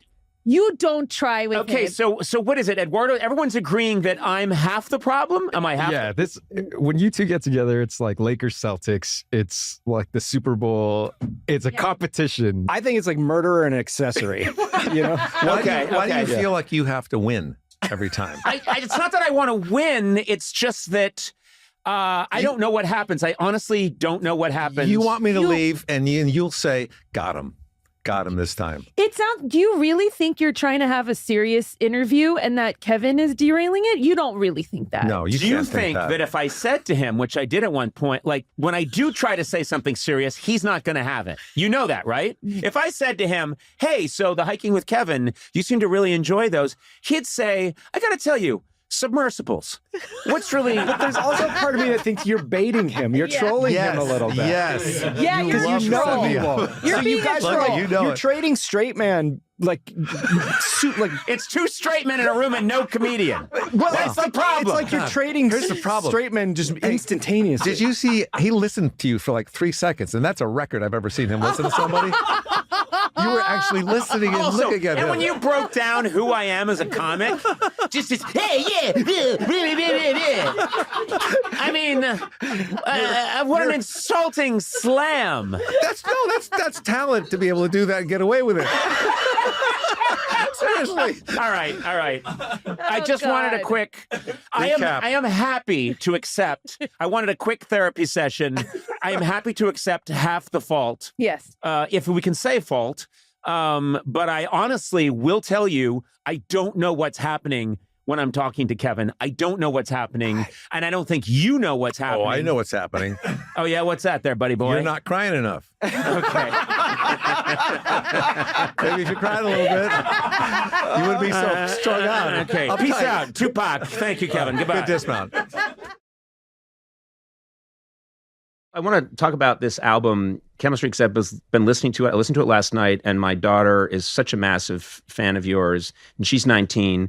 So I said, they gave me this sneak listen to Kelly so Clarkson's happy to new let you album. listen, And yeah. so she got in the car with me, and we drove around, listened to the whole album, and both of us blown away, but my daughter just going on and on about your range and the way you put a song across. And I think this is your 10th. Is this your 10th album? My 10th. Someone told me that. Yeah. That's amazing. And Yeah. someone told me that. I'm going to be honest with you. I had no I'm idea. told I'm delightful. I am delightful. Not by anyone here. I hire a guy. But what's amazing to me is I feel like I know great singing when I hear it. And I remembered watching your audition tape, which is out there. It's fascinating to see your audition for American Idol. Yeah. And it's fascinating to know which one you saw. What do you mean? Because they show, they edit and they show you. I think they ended up releasing, but they had me actually sing another song. I came in singing at last. Yeah, that's the one I saw. Yeah, but then they actually ended up releasing at some point because they found out because they asked me, they're like, oh, that's how you sing the slow song. Can you sing like an up tempo? And like literally every person was singing Itchy, Gitchy, Ya Ya, whatever. The pink, the Lady Marmalade. Marmalade. Every soul in the building was rehearsing that song to sing. So I was like, anything but that song. I was like, so I ended up singing Madonna, Express Yourself, for some odd reason, because that's not like a But it clearly song went would- well. It went fine, but like it's funny because how they edit the show, like nobody even saw that for years. Well, what's great is watching their reactions because it's, you have the judges there and it's Paula Abdul and and they're like, okay, go ahead. And you come in and you really do look like you've just come in from selling some Red Bull to people in a park. I literally probably And did. then you start to sing At Last and you just cut to them and it's really fun to see because it's, I don't know. It's like people seeing a UFO. They're just all looking at you. Their reactions are so priceless. They're seeing awesome talent come out of you, which is really cool. Well, so Randy and Paula were like that with me, but I had to win over the Brit. Like he didn't even remember me. I came back and he literally said, and like I think I was singing Respect, and it was on one of the lives or something, and I was like, oh, you can't hear that enough. He was like, I don't even remember you, and I was like, thank you. That is so great. Well, it's funny. His job was kind of to be that way. And it's nice because I had also changed my hair color, though. So I think he just honestly did not recognize me or remember me at all. Was not impressed by my voice at first. And I think what do you mean? What are you talking about? I think I won him have over. like this crazy operatic voice. What do you mean? I'm telling you, but I literally got off stage and I was like, well, you can't hear that enough. It was like, I don't remember you. I was like, okay. Yeah. I'd rather suck and be memorable than but not memorable. Yeah. Well, he wears sweaters with no T-shirt underneath, and that. No, he's like such a fan now. He's so nice. Oh, now he's come around. I had to win him over. Yeah, sure. No, now I won him over around. on the show. I won him over on the show, but I think it took a minute. Yeah. This album that you've done, Chemistry, is about really personal stuff in your life. Yeah. Which is where a lot of great music comes from. Tragedy. Historically, but must be. I know that you wrote some of these songs maybe a year and a half ago. 2.5 to 3. I literally had to sit on it because my label loved the work, but I was like, I can't sit and do this. I'm not ready. Like, you know what I'm saying, to talk about it. Like, so and now I just needed to wait until, we were through it and then I could do it. But so it's weird to listen to now. Do you feel like it's all because you went through this traumatic, separation, divorce? Is that and obviously I'm not a songwriter or know anything about it, but is that at all therapeutic to write about it? It's only therapeutic. That's the 100% the reason why I did it. Like I wrote so many songs, and I think we all process things differently. And for me, like even when I was a kid, I had funny enough, I had a problem communicating, and really good at it now. but I had a problem with it, and my mom like shoved a journal in front of me and was like, "Why don't you write?" And so I started writing poetry, and I noticed that that's how I would process my feelings or what I was feeling, or I just didn't know sometimes because there's so many. It just feels chaotic sometimes up here. So so then it turned into music, and so a lot of that was just me doing it selfishly. But then you realize like. A lot of people, unfortunately, will relate to, statistically, a shit ton of us relate to a divorce rate. So, and just loss in general, grief in general. So I picked the ones that I felt weren't so literal and okay, because we have children. So I picked the ones that were okay that I felt like, and then I put those out. But the ones that are super literal, those are for me. And they're probably just super specific. And so super duper specific. Right. On August 5th. A lot of anger. Yeah. Just a lot of anger. I think a couple of the angry songs made it, but they weren't the ones that were like, no, code red over. Yeah, go somewhere else. Yeah. Well, it's fascinating to me because what I know is trying to make people laugh. And what's always been an amazing realization for me at the times when I've been really upset about something, maybe a show didn't go well or something didn't go my way. And I'll start talking about it and doing like a comedic riff about it. And then I'll notice that people around me are like laughing really hard. And you've been around this because you've been with me a long time, Sona. Yeah. That sometimes when I'm just venting about something that went wrong and I keep venting about it and people are laughing, I feel like, wait a minute, I just took this negative experience and I wasn't even trying to, but somehow it just turned into a way of everybody's laughing now, so some good came out of it. Absolutely. And I imagine it's somewhat similar to, very different, but somewhat some of the same idea. I think it's exact. And I think it's, I've said this before, but like, especially like divorce in general is hard, separation, grief, loss, all of that is hard. I think the worst part though is when you feel alone. Like I don't even hang out with anybody that's really like my main group of friends, like aren't married, don't have children, aren't in the public eye. Like none of the things that tick the boxes that I am. So, which is awesome. That's why we make a fun group. But at the same time, when you're going through something so horrendous and so publicly, there's no way to like describe that. Like I just saw your shirt. I'm sorry. That's amazing. I caught my eye. That's amazing. But I can there's get no you one. way. Thank you. It's a Conan shirt, and they're very sexy. I love it. It's amazing. Very sexy. I'm so ADHD, like squirrel. Sorry. But I think when you're that isolated, and I think everybody relate COVID, right? People are so isolated. Like I think that's the worst, to not feel like you can connect with another being and like heal in that sense. And I think that's why we all do crave, like maybe it's not marriage or maybe it's not whatever society tells you, but we do crave companionship and because you need to connect and you need to, it's almost a process of healing, I think, for me. Do you have an instrument that you use, a musical instrument, when you are trying to work something out? Do you use a guitar or use a piano? Horrible guitarist. And I like literally I played one tour and then I found out like halfway through they were like not putting it in. I was like, and I found out they were like not putting it in the mix, and they were like, "Well, we just knew, you're learning." So like, and I was like, "Oh my god, I killed that solo." No one heard it. I was rocking on low tonight. I was like, I felt it, and then I was like, "Okay, I'm gonna let the professionals do it." So I know chords like enough to like write if I need to on a guitar or piano, but honestly, most things, especially this record, most of it was a cappella, just lyrics and melody flowing out of me, and then we worked a track around it. And sometimes I call like I literally sent out like a code red, like any artist friends that I knew that were producers or writers. I was like, please send me anything you have that's like, even if it's like a random guitar riff idea or just anything that, because I was needing to get all of this out. And I just needed different moods and different like perspectives musically. So I wrote like that too. But it's the lyrics and melody are me. I love that you worked with, and I did not see this coming, but one of my all-time idols is Steve Martin. I absolutely adore Steve Martin. I can't believe he said yes. And he had a huge impact on my comedy and my life. And then I find out that, I mean, I always knew he's an amazing banjo player. Yeah.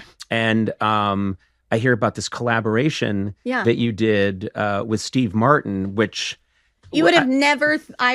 What? Like, that doesn't even make sense. But it sounds great. Yeah. And the song is. So the song is "I Hate Love," and in the song, so I wrote. I sure. How are you feeling these days? It was a really sunny day. No, and why I hate love is not that I hate love. It's that you hate what love can do. You know, and especially so in the second verse, you watch The Notebook, right? And you're like, oh, that's so beautiful. James Garner crying, like all the things. You're like, this is achievable. And then you see reality in like a movie like It's Complicated with like Meryl Streep, Steve Martin, Alec Baldwin. It's one of my favorite movies. And that's more real life. And so I just thought it was funny to play off of those. I'm very much inspired by art, like whether it's music or movies or art or whatever. And so I played off that. And then the lyric, it's like, I'll take Steve Martin over Gosling. Like I'm basically like throwing Ryan Gosling. I love Ryan Gosling. But I was making I dated a joke. him for a while. Okay. And it's was it good for you? Or? No, Okay. it's really, Okay. yeah. I know it's not The Notebook, is it? Underwhelming lover. So anyway, I made this reference of Steve Martin in it, and that I would choose Steve Martin over Gosling, and I literally looked at Jesse Shack, my producer. I was like, do you think? Because I know he's a badass musician. I was like, do you think in some world he would agree to play on this? Because it's kind of a pop punk song, and banjo I thought would be cool on it. And and it is. And it Great. is. And so anyway, he said yes. I know. And That's I great. didn't get to go to the studio with him. I still never met him. Jesse got to. I was working. It's so funny you brought up The Notebook, and I just have to relate that Ryan Reynolds was on the show. Do you remember this? Ryan Reynolds was on the show once. Burned into my memory forever. So Yeah. Ryan Reynolds was on our show, and he had this idea. He said, let's recreate this scene from The Notebook. So I'm wearing the blue dress. in the rain. Yeah. And- They're yelling at each other. And they're yelling at each other in the rain. Yeah. You came back for me. Yeah. And Ryan Reynolds is doing Ryan Gosling, and it culminates with the two of us, and it was shot in this like beautiful filmic style to exactly match the movie. Oh my gosh. And I am You're Rachel McAdams. I'm Rachel McAdams, Yeah. and my hair is just matted down, and I'm wearing the same dress. How was your ugly cry? Oh, it was fantastic. It Yeah. was really ugly, and Nailed it. but it ends with Ryan Reynolds and I had just agreed that we were going to rush each other and start making out. So we start making out, and we're making out for what? It felt like 4 hours. Yeah. But it was maybe just And like it's- you can- a minute. You can which see is it on the still internet, long. but Ryan. Giving it the old college No, try. I just go for it. And Ryan Reynolds at one point has this move where he's reaching over and he's he's kind of twiddling my ear. Yeah. And so we just That's both one of his went- moves. Yeah, Okay. exactly. Okay. So I learned a lot about him. And myself Yeah, that day. exactly. And so we done, cut, we got it. And I'm just like, all right, what's next? And I move on. And my wife had watched the whole thing happen. She saw it on TV that night. She watched it and she said, yeah, that ruined both of you for me. Like collectively at the same time. I no longer like, I'm no longer, I don't like you. I'm unattracted to both I like, of you. yeah, I now find you both horrific. But I think that's amazing. well, it was a good experience. It's amazing how long it lasted. Oh yeah. So All right. long. Yeah, I want just All right. just go for it. You just got When you know that's coming, do you use a mint? Do you put a mint in your mouth or? I actually just to get him had a burrito. I had a very Like garlic? a rare garlic burrito, all garlic. Yeah. Because what did I care? Yeah. Do you guys still talk at all? Do you yeah. still kiss? We Or you- let's just say we text a lot. Oh. I'm always trying to look for what's the connection between different artistic forms, and what I do know is, and I know that it applies to what you do in music, is, and also on your talk show, when it's time to go, you just go. You look at all the different things that you've been through in your life and in this recent, in your personal life recently, and people might say, well, how do you keep going? It's because you take it moment to moment to moment. I'm going to take this and I'm going to write this song, then I'm going to write that song. I'm going to move to this moment, then to that moment. Well, that's interesting you said that because that's literally, I think everybody had a hard time during COVID. They tried to keep our show going, and well, we did. But like from my ranch in Montana, which had very poor internet and like could not be a more remote location in the mountains. And I'm traipsing through snow. My marriage is falling apart. No one knows. I'm learning all these songs. I'm doing this other stuff for music thing. Like it's like just shit is hitting the fan. And all the while, you're like, what's up, America? And you're smiling and you're Yeah. I think a lot of us have to do that, whatever vocation you choose, like whatever your job is. Like I think a lot of us have to do that sometimes. But what I found helpful is I would be like truth, like completely bawling, like Yeah. right before we would be shooting and be like, how do I fix this? Like, Mm-hmm. and then we'd start and we'd like, let's say cover like an HI story, and some amazing human would come on the screen and just say how they went from something maybe tragic and did something that usually maybe people would find cheesy or something, but it's so healing. Mhm. And I think when you step outside yourself and not necessarily compartmentalize it, but just let it go for a moment because it seems so huge, and then you focus on someone else, it kind of changes the perspective on everything in your life. course, and it kind of is healing in a sense, but it's hard to keep smiling. Right. There was one time when I was like, I never cancel. I'm not that person. And I was like, I can't actually fix this. Like, I looked like, oh God, put her in a jacket. Like, I was like, it was real bad. I was Right. really sad. And so we had to like cancel. And I know that's one day. so rare for you. Because It is, yeah. I've actually seen footage of you at some award show and you're performing your ass off. And I know that I later heard the backstory, which is that you needed to have an appendectomy. Didn't they the Award doctors... shows are like the death for me. You don't understand. Like that happened. Yes. Like my appendix was about to burst. I literally went into surgery hours later. Something else happened the other time I was doing it. My first performance ever on the Grammys. This is a real story. I was called right as I was leaving for the Grammys, being picked up by my publicist at the time, Roger Widnowski, and was told I had cancerous results. And I was like, and cancer like runs in our family, like ovarian, cervical, like just the gamut, breasts, everything. And I was like, what? And the whole day was ruined because I just couldn't stop crying because I was like, wait, I haven't done so much like in my life. I was like, and it just was the worst day ever. True story. The next morning, I called back to schedule because I was like, I can't. They're like, we need you to come in now. I was like, well, I'm going to be performing on the Grammys. So, and it was like a huge moment for any kid that grows up watching. That's like the epic thing for you. And literally called the next morning for like what I needed to do next. And they were like, oh, we're so sorry. Those were actually someone else's results. Jesus. No. And I was like, you? No. First of all, my first thought was like, who did you tell they were fine? Right. And now you're calling them and telling them they have cancer. Like, I'm like, wait, what? And then they called Clark Kellison. And then I was like, I know. And then we're so sorry, Clark. You know, whether you're on a cross-country drive or on your daily commute, time in the car is perfect for listening to podcasts like, I don't know, this one. T-Mobile covers more highway miles with 5G than anyone. Their network helps keep you connected to all your favorite podcasts when you're out and about. Mm-hmm. I got to tell you, I like to road trip sometimes. I do too, and I have T-Mobile, and I can honestly say there's coverage. That's important. Like, there have been times in my life where I'm out on the road, driving around, and especially on those family trips. You're out in the desert. You want to make sure you have that coverage. Yeah, what if you get, like, your car breaks down and you're just there? Sitting there like a chump? Yeah. With no coverage? Yeah. Not this guy. I've got T-Mobile, got 5G. Find out more at T-Mobile.com/CY. That's SEEWHY. I'm just telling you, award shows get ruined for me. They're like sometimes I don't want to go because I'm like, what the hell is going to happen to me? Like, because something always happens, I feel like. And I won that night. Oh my God. And then I won again, and then I just kept crying because I was like, God's giving me this before he takes it. I'm sorry. I had to have my Thank makeup. you, God, for this one last. What? I get to live? Everyone was like, oh my gosh, your performance was because it's an emotional song in general. They were like, it was so beautiful. And I was like, that's because I thought I was dying. And I was like so worried. And they had to redo my makeup 3 times. I'm like, you people ruined an entire moment for me. And award shows in general, like shit always happens to me. I don't know. I'm always afraid to say yes, because who knows what's going to happen.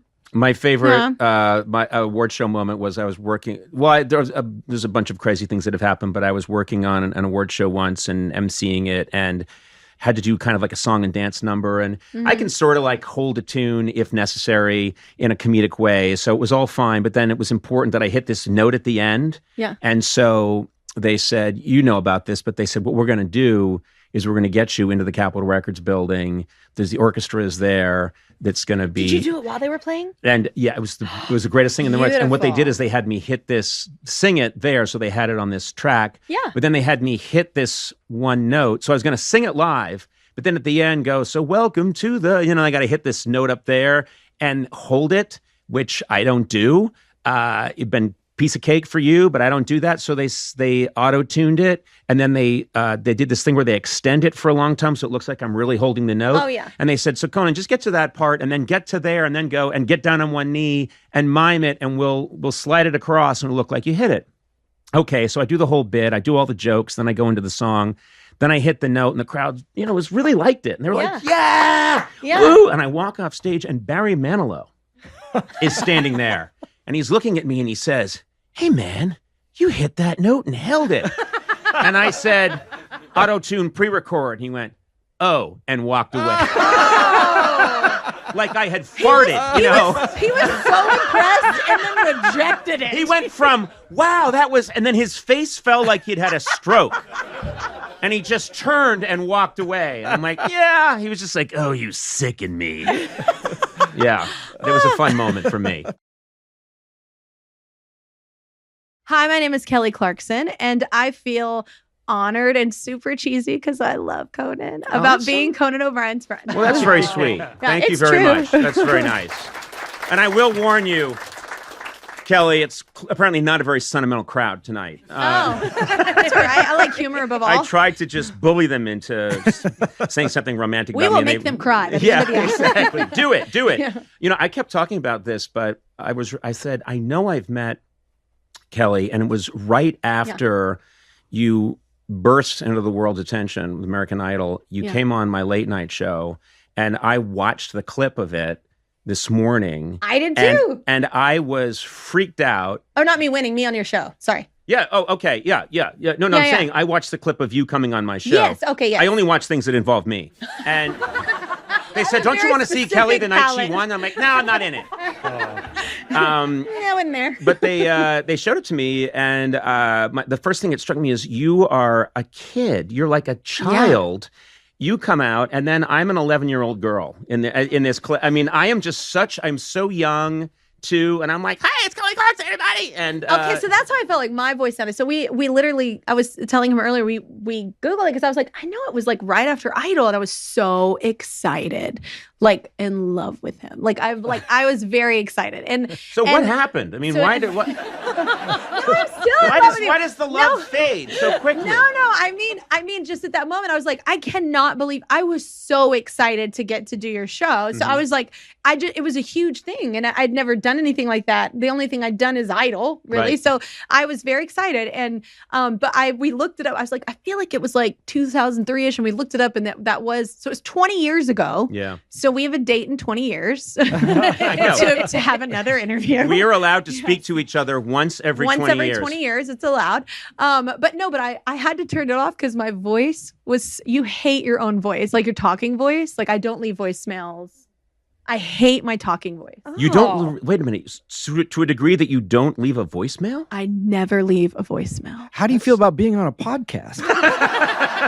Here's why I'm okay with this show, and here's why I'm okay with my talk show or any show I do, because I don't watch them or listen to myself back because I'm in it. Okay. You experience. So I don't ever, we were just actually discussing this. I never watch myself. So for that reason alone, like, do you like your voice when you hear your voice? Nobody really does, right? I am not a fan of my voice, but then I talk to other people and they agree that they're also not a fan of my voice. And I've always thought I do not have a good voice for television or radio, and that's the medium that I got into. And which by the way, reminds me, I have a major bone to pick with you, which is I got into being a talk show host because that's the one thing I could do. Oh. You became a talk show host, and you're really good at it, and you have so many other incredible possibilities, and you're an amazing singer. That enrages me. It just enrages me because that was all I could do. No one else was saying, why don't do you also have like a 10-octave range?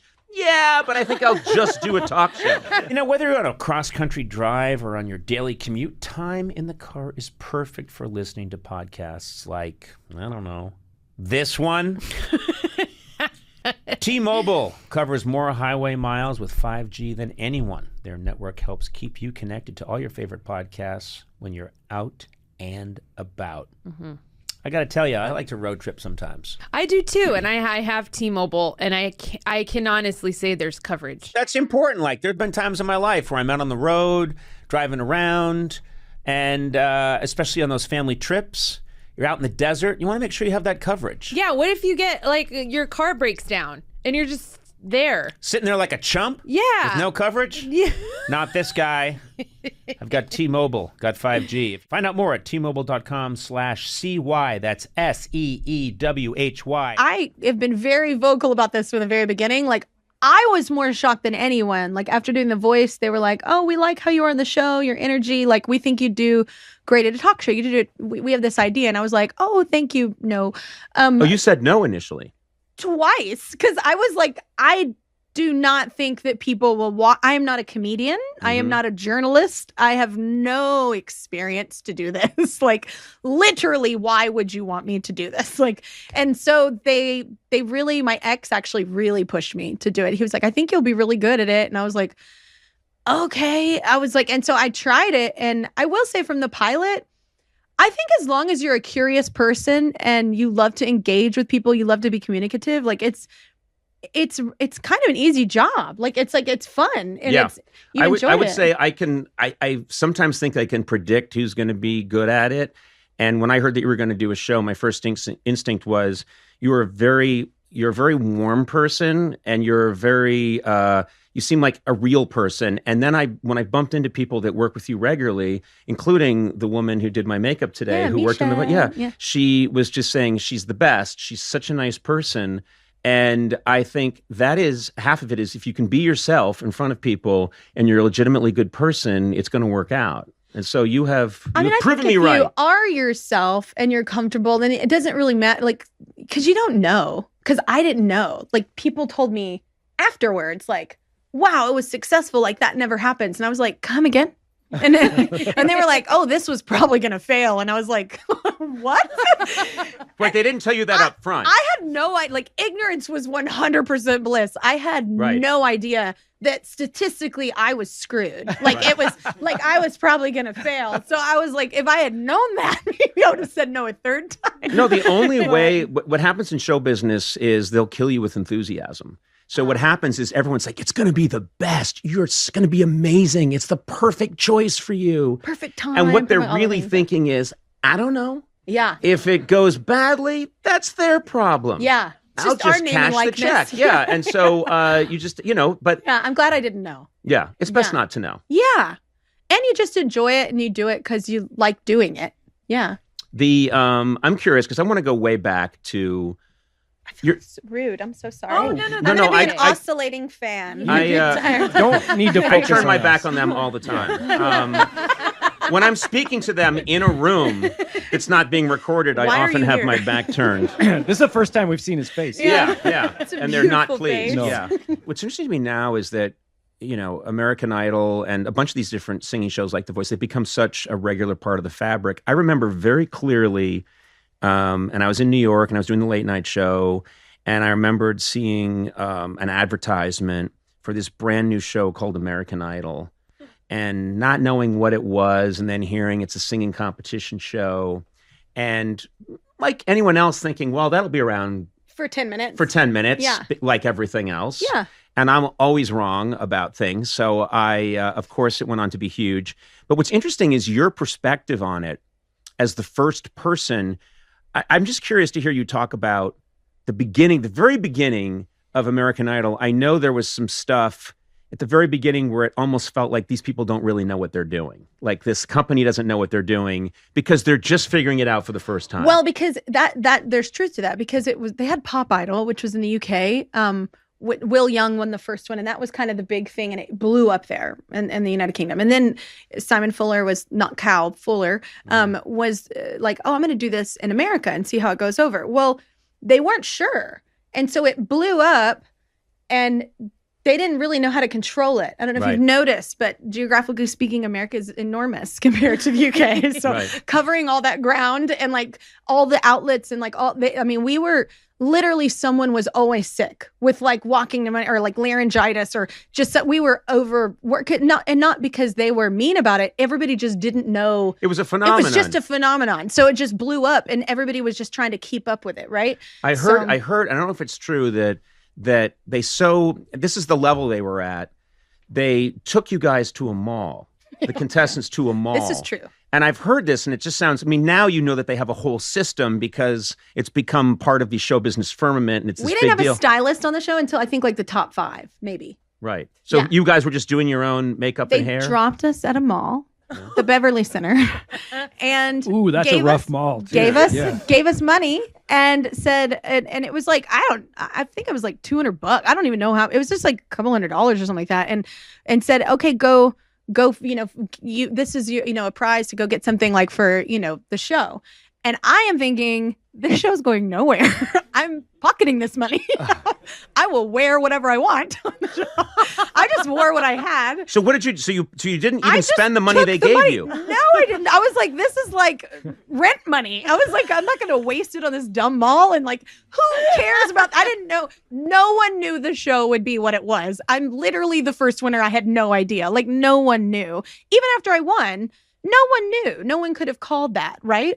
I do think the reason why so many successful people are from that particular show is because they're so invested. Simon Fuller, like with the company, the record company, the management, the show, like if one succeeds, all the others succeed. So I think that's the brilliance behind that.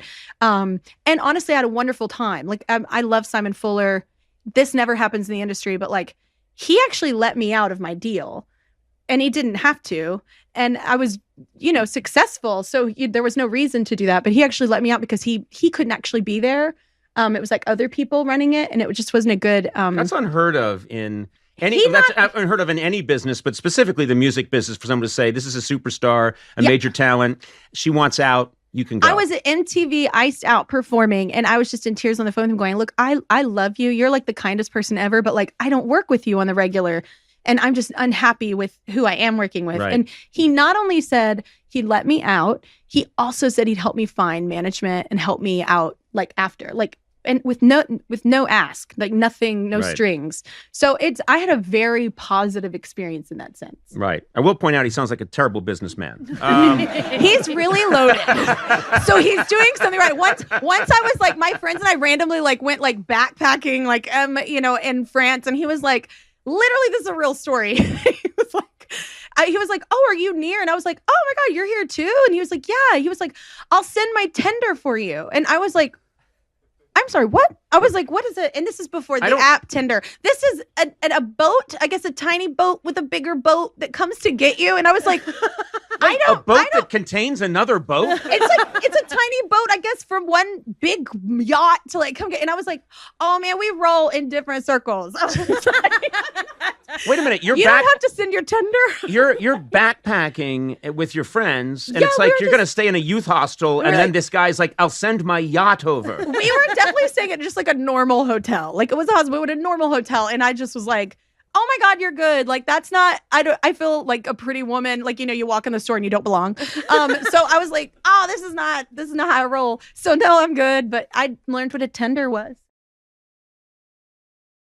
Do me a favor. Will you not have 20 years go by before we talk again? I know. I would love to. And you know what? One of the reasons I got to come visit you is because you're moving your show to New York. You're going to be in my old studio where we did late night from 93 to 2009. Yeah. So for 16 years, I was in that place. That place is near and dear to my heart. That's where I met you. That's where we met. I know. And you said, I'll see you in 20 years. I couldn't believe it had been 20 years. I was like, jeez. You said, I'll see you in 10 albums, sucker. But Letterman was in that studio before me, and he did his iconic show there. There's a lot of... They told me the history of it. Yeah, Tom Snyder was there, interviewed John Lennon in that room. Wow. That is a very famous studio that has magical mojo. So I'm really happy that you're going in there. It makes me happy. Oh, I am too. I'm very happy too. Yeah. And I'm happy for you also. Thank you. It's funny. I have this odd thing. I've mentioned it to some other people on the podcast where when I meet these very talented people when they're very, very young, and then they go on to all this greatness, I always have this weird sense of quasi pride. Like, she did a good job. Yeah. Like I'm your uncle or something. No, but you know what's so funny? So I talk, especially like, I'm 41 now. So like I'll talk to artists that'll come on, they're like early 20s. And I'm like, I always wonder, because I've been that kid on a show, like the same thing. So I'm like, I wonder like who, if I'm still doing this and they come around in like a decade, like that's crazy because it is like you're watching someone kind of grow up. That's incredible. Yeah. That's a moment. Even with my artists, like on The Voice for my first season, like with Brent, like I just watching her grow up. It's interesting. You do take a certain pride, even though you're not even involved. You're not doing anything with them. But you do take a sense of pride, I think. Yeah. Well, the album Chemistry will, I think when this drops, it doesn't drop. It drops June 23rd. No, I'm saying the podcast. I'm so confused about what to say because it falls with a bit of a thud. Yeah, it tumbles out. You can say drops. It's cool. Yeah, by the time this. Well, don't tell me it's cool. Because then it's not. Because then it's not. Thank you. Oh my God, wait, can I say something real quick? I just found this out in a podcast yesterday. Do y'all know, I'm going to sound like an idiot. Do you know, before anyone answers, what Netflix and chill is? Like, do you know what that is? Yeah, I do. Yeah. What do you think it is? Well, I think it's let's get it on, as the kids used to say. You didn't know that? Did y'all know that? Yeah, it's like a a way of saying let's do it. Yeah. My friend was like, yeah, that's like getting a text like, you up? And I was like, wait, what? I have been saying, I'm more of a Netflix and chill girl. Like, No, Kelly, that means no. It doesn't mean what you think. I am aware as of like 12 hours ago. But I didn't know. And I'm like, oh my God, I have been saying like, oh, I'm like a Netflix and chill person. Like, I just thought it meant like, it's kind of like it's almost like a booty call thing to say. Yeah. Like, let's just watch Netflix and chill is code for, that'll be on in the background. My other one. I had no idea. And I have been out here for like a minute going, I know I'm like low key. I'm like Netflix and chill kind of girl. And they're all like, all right, girl. Yeah. I'm kind of a Hulu and Screw guy. I gotta be honest with you, I'd be down for either, but like I'm up for the occasion, but like I just didn't know. I'm just a peacock and just a peacock. Yeah. It's kind of sets itself up and lays itself out. Well, Kelly, I hope I see you again soon. You are you're everything you were when I met you 20 years ago. You're just still incredibly talented. Obviously, that doesn't go away, but you're a very warm, real person, and you're funny, and you're still yourself. You're still the person that ran down the street after those people that ran out on the tab, and I know you've been through a lot, but I know better times are coming. So, and I'm happy for you. Man, they're already here. Yeah. Very good. Yeah. Kelly Clarkson, everybody. Thank you. I always feel like people with incredible talent on some level know it. They know it subliminally. They just somehow know it. And I was looking back at your story and realized that you got these scholarships to these amazing colleges, Berklee School of Music. Well, I think in high school, it was, I was informed because I was very poor that like a way for me to get to college would be a scholarship. And they were like, you sing well, like if you wanted to go this route, that you'd be able to have if you get to a certain point, like if you make a certain chair or whatever, because it was like opera, like I sing that kind of classical stuff. So, and I absolutely 100% hated it. I love listening to it now. But yeah, when you're 16 and you want to sing, I Want to Dance with Somebody, this is not, it's just not the same thing. And who were you listening to at this point? You were like a huge Alanis Morissette fan, right? I'm a huge everything fan, like Nirvana, like Whitney, Rosemary Clooney, like Reba McEntire. I love across the board, just like music. I love Metallica. I love a lot of different things. So hence why I cover a lot of different styles of music. But it was told to me if I worked hard and I achieved a certain status that I could get scholarships, like rides, like because I couldn't afford it. There was no way I could afford that. So I did work my tail off, and I achieved that to where I could. It was like UT or UNT. Berklee was something I was very interested in as well. And to get into Berklee School of Music on a ride, to get a scholarship, that's a big deal. Well, it's a correction. I just knew there's a correction there. I didn't actually ever end up applying. I just had heard via my music program that like once you achieve this, you could get that. So I didn't. Then I'm not impressed at all. Yeah. I'm sorry. No, I didn't. And I think your whole career has been a sham. I didn't. This podcast is over. No, I didn't actually ever apply because I ended up. I was working at like Six Flags Over Texas, real story, doing the singing and dancing, the shows there, and really? And this girl randomly, was crying, and like her roommate bailed on her to move to LA, and so instead of going to college like a teacher's kid, my mom is a teacher, instead of doing that route, I was like, you know what I'm going to do? I'm going to eat ramen noodle and sit on a mattress and sleep on a mattress in this random house in LA and just try and make it work. And you did odd jobs. I have named something and I've probably done it. Hitman. Still time. And don't think I haven't thought about it. I have a list. I'm sure you do. All goes to shit. Everyone Everyone in the record business has a list. Okay. So, but I heard that you were a rep for like Red Bull energy drinks. I was. Yeah, I was a rep. Yeah, it was cool. You got paid like a good amount of money. It was like I feel like $12 an hour just to like drive around their truck with their gas money and go on like lakes and be like, hey, y'all want some free product? And then you just get to hang with these people. And then you hang out with them afterwards. That's literally my job. I mean, it's great to be cute and 20, right? Like, or I wasn't 20, I was like 18. If I did that now, at my age. Yeah, at 41. Hi, kids. I have treats. You'd be frowned upon. Yeah. No, I think when you're 18, it's a little easier. They're like, yeah, you're cute. Go do that. It was like a great job. Yeah. So you're working these different jobs, and I know that you were a waitress at like a comedy club. Hyenas. Okay. Do you remember like bad tippers? Do you ever channel those people in your mind and think, I am now one of the biggest stars in the world, and you wish you could go back in time and tell that person who left you 35 cents? I was an idiot and just like, look, when you're poor and like you literally have gone without electricity or like food, when someone tries to walk out on their bill, so I just remember this instance that happened. They left and I chased these individuals, which are grown men. And I was like 18 and chased them out to the car, about to shut the door, put my boot in the door before I could my God. I don't know what you can say on this show, but I said, motherfucker, you forgot something.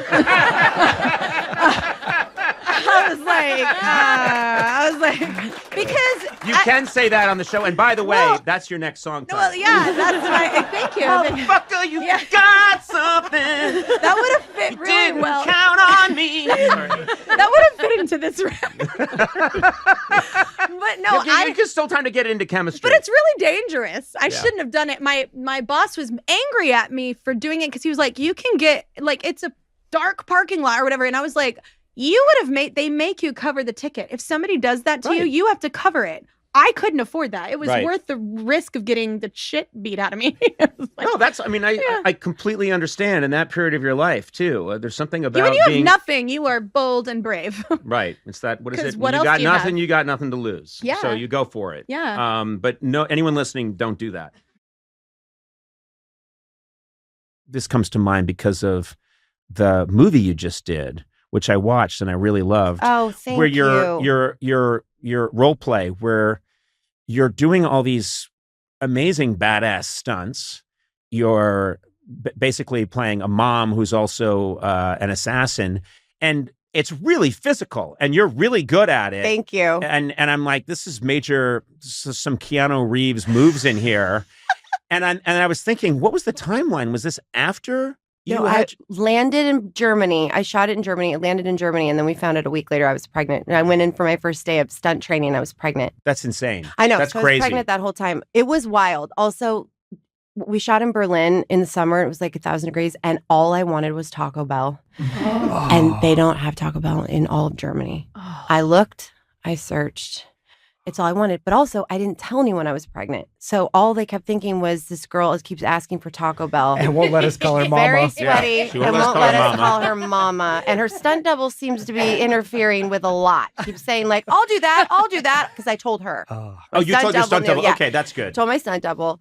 But you're clearly, I was doing I watched the movie and you were doing a lot. Yeah, I did a lot of it. And there's no way that's like, nope, they did not CGI your head onto that person's body. No. You're doing a lot of these stunts I did. And you're pregnant while you're doing it, obviously early on, but still that's got to be in your head a little bit, or no? It wasn't the physicality. I was sick the whole time. So I was just I wanted to die the entire time. I just was sick. I was just nauseous. So the physical stuff, I actually felt better because I was like moving around. But when I would just have to sit there and like say dialogue, I just was like seeing white. But yeah, it was a wild experience. I wouldn't recommend it. When I was like, oops. What if your baby now just has that, because she was in utero. What if she can? She's in stunt classes now. She's doing sword fighting. I mean, I told you she's 10 months today. Yeah, that's sword the time. Fight. Yeah, this is the time to get her going in that. So sword fighting and all those sorts That's of things. funny that you want to Taco Bell. My wife was vegetarian when I met her, and so then we get married. She finds out she's pregnant.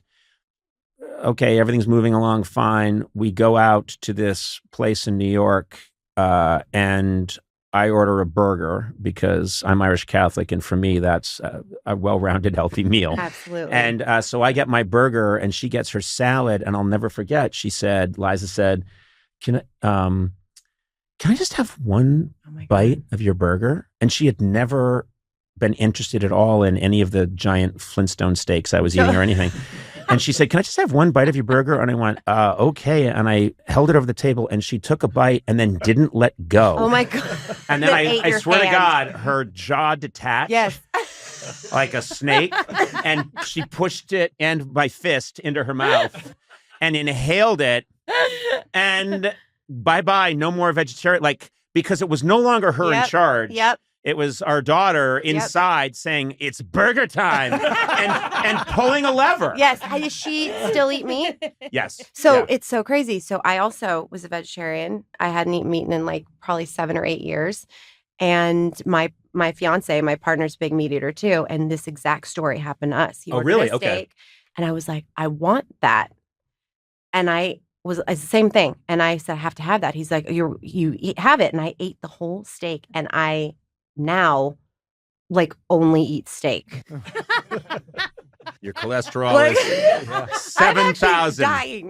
But this is my last. You've had 6 heart attacks since you came in here. I have. No, but it's crazy. And I now I eat meat, which is nuts. And I didn't for years. But it was the second that I got pregnant. Yeah, and it's funny because at the time I asked my dad, who's a doctor, and I said to him, "Isn't that something?" And he went, "The passenger is now in charge." That's so crazy. Yeah. And he had this little smile, No, like, very... yes, the passenger. I'm like, what are you suddenly talking in this weird code? You've been to medical school. You can say that the child in utero wants protein. No, the passenger has taken control of the vessel. What? Oh my God. He's like Cain in Kung Fu, he's suddenly wandering the earth saying this weird stuff. Kaylee, I have a question. Did you do a lot of improv when you were studying acting or preparing, or did you just? Is this just you? Never. You are such, from the first time we met and started talking and hanging out, and this is why you're always so much fun. You're one of the best yes-anders. You are just, That's sweet. No, but you really are. That's You're very fun. And so I always thought, oh, Kaylee must have started out doing improv, like so many people I talk to. That is so nice. No, I'm not like I'm not comedian. I didn't take that path. I never did improv. I took one acting class when I was 10 years old. Did I already tell this story? I feel like I probably did. Okay. I don't think so. I don't think so. And you know what? I've told so many stories so many times over about my career in porno. So yeah. Everyone knows the story. We do. We know that story very well. Yeah. No, I took one acting class when I was 10 years old, and it was like there was a bunch of kids my age, and I had to do a scene, and the acting teacher said to me in front of all my peers, "You will not make it." She said, you are a pots and pans actor is what we call someone like you. I was 10. And what she meant by that was I was, all over the place, messy, not sophisticated. That was what she said to me. Mm-hmm. And I went home and I bawled my eyes out. I could cry. Cry now. It's really PTSD. And my mom, I said, "I'm not going back to that class." And she goes, "Yeah, you're going to finish the class." I was like, "Please don't make me go back. I don't want to go back. She thinks I'm so bad. I suck. My mom made me go back. I ended up finishing the class. It was like a few months, whatever I had to do. I never took another class again. But that woman, literally said that to me. And from that point on, I've never forgotten that, because I actually do think I am that kind of actor in a way. But in a way, I think that was like a good thing. Yeah. But she was not thinking that was a good thing. We had a couple people like Harrison Ford has come on here and had a similar experience with Jerry Tarkovsky. And then who else came? Do you want to name this woman? Tracy Ellis Ross. Tracy Ellis Ross. Lindsay Porter. Wow. How do you remember her name? I just do. It's funny. We talk about these things because I always sort of a secret mission of mine in this podcast. Mostly it's just to have fun. But if I have a theme that I like to pursue, it's a little inspirational for people listening, which is it's good for people to hear from you that you were told no. And we've had so many people come in here who've had these incredible careers, and they share these stories. And I think that's good for people to know that. It's good for people also to know that some of that insecurity and some of that doesn't go away later on, just because you've had a lot of success, it's still there. That actually like drives me now because I laugh. I'm like, I am kind of like that. Like I have created my own way, and that's completely fine. But I definitely was told that I was terrible a long, long time ago and that I would never make it. You know, it's interesting because you have this, crazy success with Big Bang Theory. And I've heard you say that when that was over, you thought, well, I guess that's it. People will see me on the street for the rest of my life and say, oh, hi, Penny, how you doing? And your career since then has been you shape-shifting in all these cool ways. Yeah. And, Thank you. whether it's like the flight attendant or like in role play, you do these things where you get to do light comedy, but also you get to be very serious or wounded or sort of put through the ringer, and you do that beautifully. And so Thank now you. I feel like you've carved out this space where no one could say, Thank you. You're that's okay. We'll let you know, Miss Sitcom, when we need you. So But you know what I mean? sweet. Thank you. Thank you. I mean, I laugh. If I was known as Penny for the rest of my life, I'm more than fine with that. It was like one of the best experiences. It got me to where I am literally right now. It was amazing. And I learned so much on that show and had a blast.